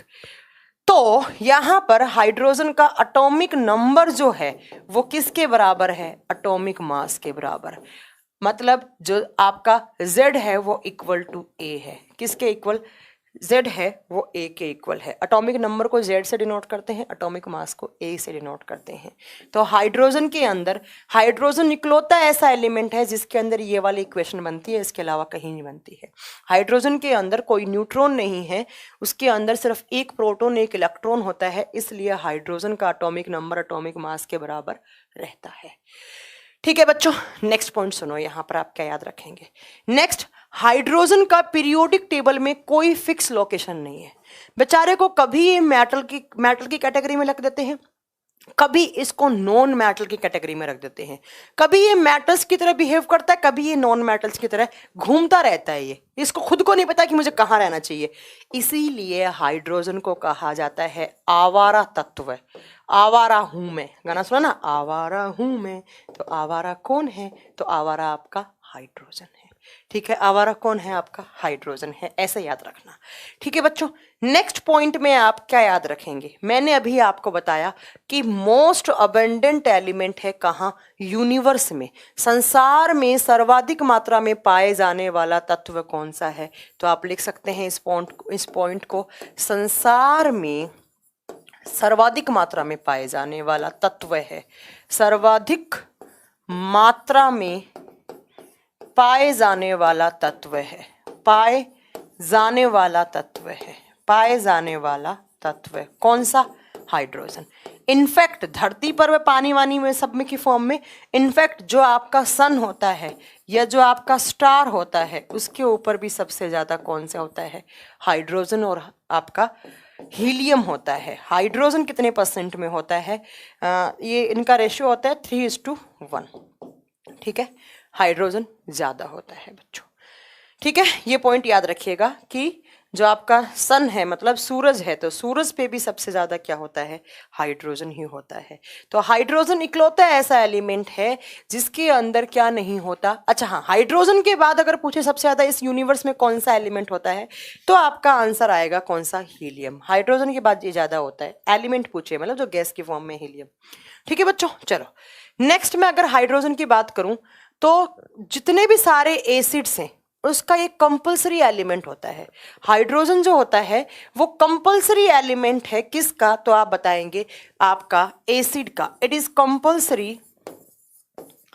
Compulsory element of acids, compulsory element of acid. जितने भी एसिड हैं उन सब के अंदर क्या पाया जाता है, हाइड्रोजन। जैसे HCl, H2SO4, HNO3 या COOH या H2CO3, सब में क्या होता है, H होता है। ठीक है, ये आप याद रखेंगे। HU का होगा, ये क्या लिखा आपने, HU का होगा, HU का होगा, मैंने समझी नहीं मैं, राहुल क्या बोलना चाह रहे हैं आप। ठीक है, नेक्स्ट आप याद रखेंगे कि जो हाइड्रोजन का न्यूक्लियस है, अभी बताया मैंने, ये हाइड्रोजन का एटम है, उसके अंदर क्या होता है, सिर्फ प्रोटॉन होता है, न्यूट्रॉन तो होता नहीं। तो हाइड्रोजन के न्यूक्लियस के अंदर जब कोई न्यूट्रॉन नहीं है तो इसके न्यूक्लियस को प्रोटॉन नाम भी दिया जाता है। इसके न्यूक्लियस को आप एक नाम और दे सकते हैं, क्या उसमें सिर्फ प्रोटॉन है, तो इसके न्यूक्लियस को, इसके नाभिक को आप प्रोटॉन भी बोल सकते हैं। क्यों, क्योंकि प्रोटॉन ही तो है, पॉजिटिव चार्ज तो है यहाँ पे। तो इसके नाभिक का, ये एग्जाम में बहुत अच्छा क्वेश्चन है, नया कॉन्सेप्ट, नया लाइन आपने सुना होगा लाइन ये, कि हाइड्रोजन के नाभिक को प्रोटॉन भी कह सकते हैं। प्रोटॉन का मतलब है यहाँ पर सिर्फ क्या है, पॉजिटिव चार्ज है, मतलब यहाँ पर न्यूट्रॉन वैसे भी नहीं है यहाँ पर। तो अकेला ऐसा तत्व है जिसके नाभिक को, जिसके न्यूक्लियस को, इस न्यूक्लियस को मैं प्रोटॉन भी लिख सकती हूँ। क्या दिक्कत है, लिख सकती हूँ, क्या दिक्कत है। तो ठीक है बच्चों, तो इसके न्यूक्लियस को, इस नाभिक को आप प्रोटॉन या प्रोटॉन नाभिक भी नाम देते हैं। चलो नेक्स्ट पॉइंट में हम क्या इसके बारे में पॉइंट याद रखेंगे। नेक्स्ट आप हाइड्रोजन के बारे में पॉइंट याद रखेंगे कि जो हाइड्रोजन है इसको फ्यूचर फ्यूल कहा जाता है, इसको फ्यूचर फ्यूल कहा जाता है। ये गैस की फॉर्म में होता है तो इसको फ्यूचर फ्यूल या इसको भविष्य का ईंधन कहा जाता है। भविष्य का ईंधन, कि फ्यूचर में ऐसा दिन आएगा जब हाइड्रोजन गैस ही सबसे ज्यादा काम में ली जाएगी। ठीक है, इसको फ्यूचर फ्यूल कहा जाता है, भविष्य का ईंधन। देखो फ्यूचर मेटल पूछे तो वो कौन सी थी वहां पर, वो टाइटेनियम थी। बट अगर फ्यूचर फ्यूल पूछे या फ्यूचर एलिमेंट पूछे तो वो कौन सा हो जाएगा, हाइड्रोजन गैस। नेक्स्ट आप याद रखेंगे ये लाइटेस्ट एलिमेंट होता है, ये लाइटेस्ट एलिमेंट है बच्चों, मेटल नहीं है ना, सबसे हल्का तत्व है, सबसे हल्का तत्व होता है। अभी बता चुकी हूं मैं, सबसे हल्का तत्व पूछा जाए तो कौन सा, हाइड्रोजन। ठीक है बच्चों, जब सबसे हल्की, अगर हल्की गैस पूछी जाए तो भी हाइड्रोजन गैस होगी। ठीक है, नेक्स्ट आप याद रखिए हाइड्रोजन को पीरियोडिक टेबल में कौन से ग्रुप में रखा गया है। पहले बताओ कौन से ब्लॉक में आता है हाइड्रोजन। हाँ जी, हाइड्रोजन कौन से ब्लॉक में आता है, एस ब्लॉक में आता है। और एस ब्लॉक में 2 ग्रुप होते हैं, तो ये कौन से ग्रुप में आता है, ग्रुप नंबर 1 में आता है। ग्रुप नंबर 1 में हेलिना वाला याद किया ना, हेलिना की रब से फरियाद, हेलिना की रब से फरियाद। ठीक है बच्चों, अब नेक्स्ट आता है हाइड्रोजन का एटॉमिक वेट कितना होता है, एटॉमिक परमाणु भार कितना होता है। एटॉमिक वेट भार पूछा है इस बार। ठीक है, इसका होता है 1.008। कितना होता है, 1.008। हाँ, एस ग्रुप में, सॉरी ब्लॉक बच्चा एस होता है, ग्रुप एस ब्लॉक बताया था ना मैंने पीरियड टेबल में। ये 2 यहाँ पर आते हैं, यहाँ पर ऊपर ऊपर सबसे पहले क्या रखते हैं, हाइड्रोजन को रखते हैं। ठीक है बच्चों, चलो नेक्स्ट। इसके बाद में अगर हाइड्रोजन की बात करूं तो हाइड्रोजन के कुछ होते हैं आइसोटॉप्स। चलो इसको वापस यहां करते हैं। देखो हमने हाइड्रोजन के बारे में क्या पढ़ा, देखो हमने क्या क्या पढ़ा। हमने पढ़ा कि जो हाइड्रोजन है उसके अंदर कोई न्यूट्रॉन नहीं होता, तो हाइड्रोजन के नाभिक को आप प्रोटॉन नाभिक भी बोलते हैं। उसके बाद आपने क्या पढ़ा बच्चों, उसके बाद आपने पढ़ा कि संसार में सबसे ज्यादा हाइड्रोजन होता है। इनफैक्ट जो आपका सूरज है, चांद नहीं बच्चा, सन के ऊपर क्या है, हाइड्रोजन का अमाउंट ज्यादा है। हाइड्रोजन और हीलियम, हाइड्रोजन के बाद हीलियम ज्यादा है, 3:1 रेशियो में होता है। 75 ये तो 25 ये है। ठीक है, कंपल्सरी एलिमेंट होता है एसिड का, कोई भी ऐसा एसिड नहीं है जिसके अंदर हाइड्रोजन नहीं है। जैसे एग्जाम्पल लोग देख लो, HCl, H2SO4, HNO3, H2CO3, HCOH, इन सब के अंदर क्या है? हाइड्रोजन है। कंपल्सरी एलिमेंट है एसिड्स का। इसके न्यूक्लियस को आप प्रोटॉन भी बोल सकते हैं। ये आवारा है बेचारा, आज तक कोई भी साइंटिस्ट इसको रख ही नहीं पाया पीरियोडिक टेबल में कि भाई हाइड्रोजन को मैं कहाँ रखूं। आज तक बेचारे कंफ्यूज है, आज तक इसका कोई भी प्लेस डिटरमाइन नहीं किया गया है। आवारा है। आवारा क्या होते हैं? आवारा कुत्ते नहीं होते, आवारा कुत्ते घूमते रहते हैं। आवारा लड़के नहीं होते हैं। अब मैंने आवारा आवारा लड़के बोला है, मैंने आवारा आवारा कुत्ते भी बोला और आवारा लड़के भी बोला है। आवारा का मतलब क्या था? जो गलियों में घूमते रहते हैं, वैसे बेचारा पीरियोडिक टेबल में घूमता रहता है, इसकी प्रॉपर्टीज चेंज होती रहती हैं। ठीक है, फ्यूचर फ्यूल कहा जाता है इसको, भविष्य का ईंधन ऐसा कहा जाता है। एक दिन ऐसा आएगा सिर्फ हाइड्रोजन गैस काम में आएगी। नेक्स्ट, लाइटेस्ट एलिमेंट होता है एस ब्लॉक पे, ग्रुप नंबर 1 का मेंबर होता है। एटॉमिक नंबर, एटॉमिक मास 1-1 होता है। अब नेक्स्ट, मैम हाइड्रोजन का एटॉमिक नंबर पूछ लिया तो क्या लिखेंगे? एक लिखेंगे, इसमें पूछने की क्या बात है? ठीक है, अब नेक्स्ट लिखेंगे हम आइसोटोप ऑफ हाइड्रोजन। हाइड्रोजन के आइसोटोप्स समस्थानिक। और आइसोटोप्स लिखने के बाद नीचे लिख दो ये हम कल की क्लास में पढ़ेंगे। इसके नीचे लिख दो कि ये हम कल की क्लास में पढ़ेंगे। आज बहुत है यार, इतना वैसे भी नींद आ रही है, सर फट रहा है बहुत ज़्यादा, क्योंकि कल रात को मैं ट्रेवल करके यहाँ आई जयपुर से दिल्ली, तो नींद पूरी नहीं हो पाई। सुबह से क्लास ले रही हूँ 9 बजे से। ठीक है, तो ये हम कल की क्लास में पढ़ेंगे हाइड्रोजन के आइसोटोप्स। देखो हमें कितना पढ़ना है बच्चों, देखो हम क्या क्या पढ़ेंगे।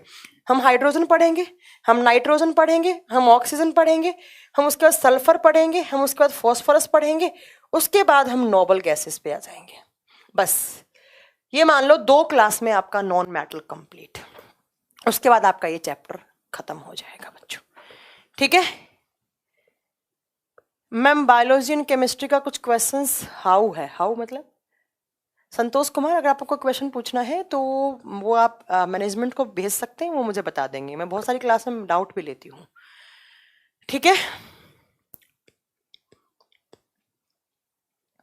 और मैं फिर बोल रही हूँ, अगर कोई बच्चा अच्छे से नोट्स बना रहा है, मेरे पास नोट्स नहीं है यार, इस पीरियोडिक टेबल के हैं पर वो अपडेटेड नहीं है यार, है ना। मैम आज लास्ट क्लास है क्या? ये किसने बोला लास्ट क्लास है? किस बैच में? तो बच्चों प्लीज़ करके आप ना कोई अच्छा नोट्स बना रहे तो मैनेजमेंट को इसकी मेटल नॉन मेटल की है ना PDF बना के भेज दो यार। थोड़ा सा मेरा काम कम कर दो, मेरे पास इतना टाइम है ही नहीं कि मैं बैठ के नोट्स बनाऊँ यार, सच में। मैं नोट्स बना रहा हूँ। सागर यार अगर अच्छे नोट्स बना रहे, GS स्पेशल 3 में लास्ट नहीं बच्चा, ये जब ये चैप्टर खत्म होगा तो लास्ट होगा बच्चा। ठीक है सागर गुप्ता, तो प्लीज़ एक बार मुझे नोट्स भेज दो यार, मेटल नॉन मेटल के। मैम आप बहुत अच्छी हो, मैं अच्छी नहीं हूँ, आप लोग बहुत अच्छे, आप लोग नोट्स भेज दो। ठीक है मैम, कोचिंग लिखा नहीं दिख रहा है यूनिफॉर्म में, दिखा तो है टाइम्स। कोचिंग क्या लिखना, टाइम्स है। तो प्लीज़ करके एक बार मैनेजमेंट को नोट्स भेज देना मेटल नॉन मेटल का। मेरे पास ना अपडेटेड नोट्स नहीं है तो सही, पर वो अपडेट नहीं किए हुए, बहुत सारा मैटर उसमें छुटा हुआ है। तो सागर गुप्ता, मैं उम्मीद लगा सकती हूँ कि आप और एक अमन नाम के लड़के हैं, दोनों नोट्स भेज देंगे, मुझे बहुत खुशी होगी। फिर मैं चॉकलेट दूंगी तुम्हें। मैं चॉकलेट खानी नहीं चाहिए, चॉकलेट में क्या होता है? निकिल एंड लेड होता है। मैम बायोलॉजी की क्लास कब होगी? मैंने कहा था जब मैं केमिस्ट्री पढ़ाऊँ मुझसे कोई नहीं पूछेगा कि बायोलॉजी की क्लास कब होगी। फिर तुम लोग आप बायोलॉजी की क्लास पे आ गए ना। मैंने कहा था जब मैं बायो पढ़ाऊं तो केमिस्ट्री कब होगा, केमिस्ट्री पढ़ाऊं तो बायो कब होगा। तुम लोग जी लेने दो मुझे, मेरे भाइयों, जी लेने दो, है ना। पर अरे यार ये चैप्टर बीच में थोड़ा छोड़ के आप बायोलॉजी पढ़ाने लग जाऊंगी। रुक जाओ भैया, रुक जाओ, पहले थोड़ा केमिस्ट्री करा दूं, उसके बाद पढ़ेंगे केमिस्ट्री बायोलॉजी, है ना।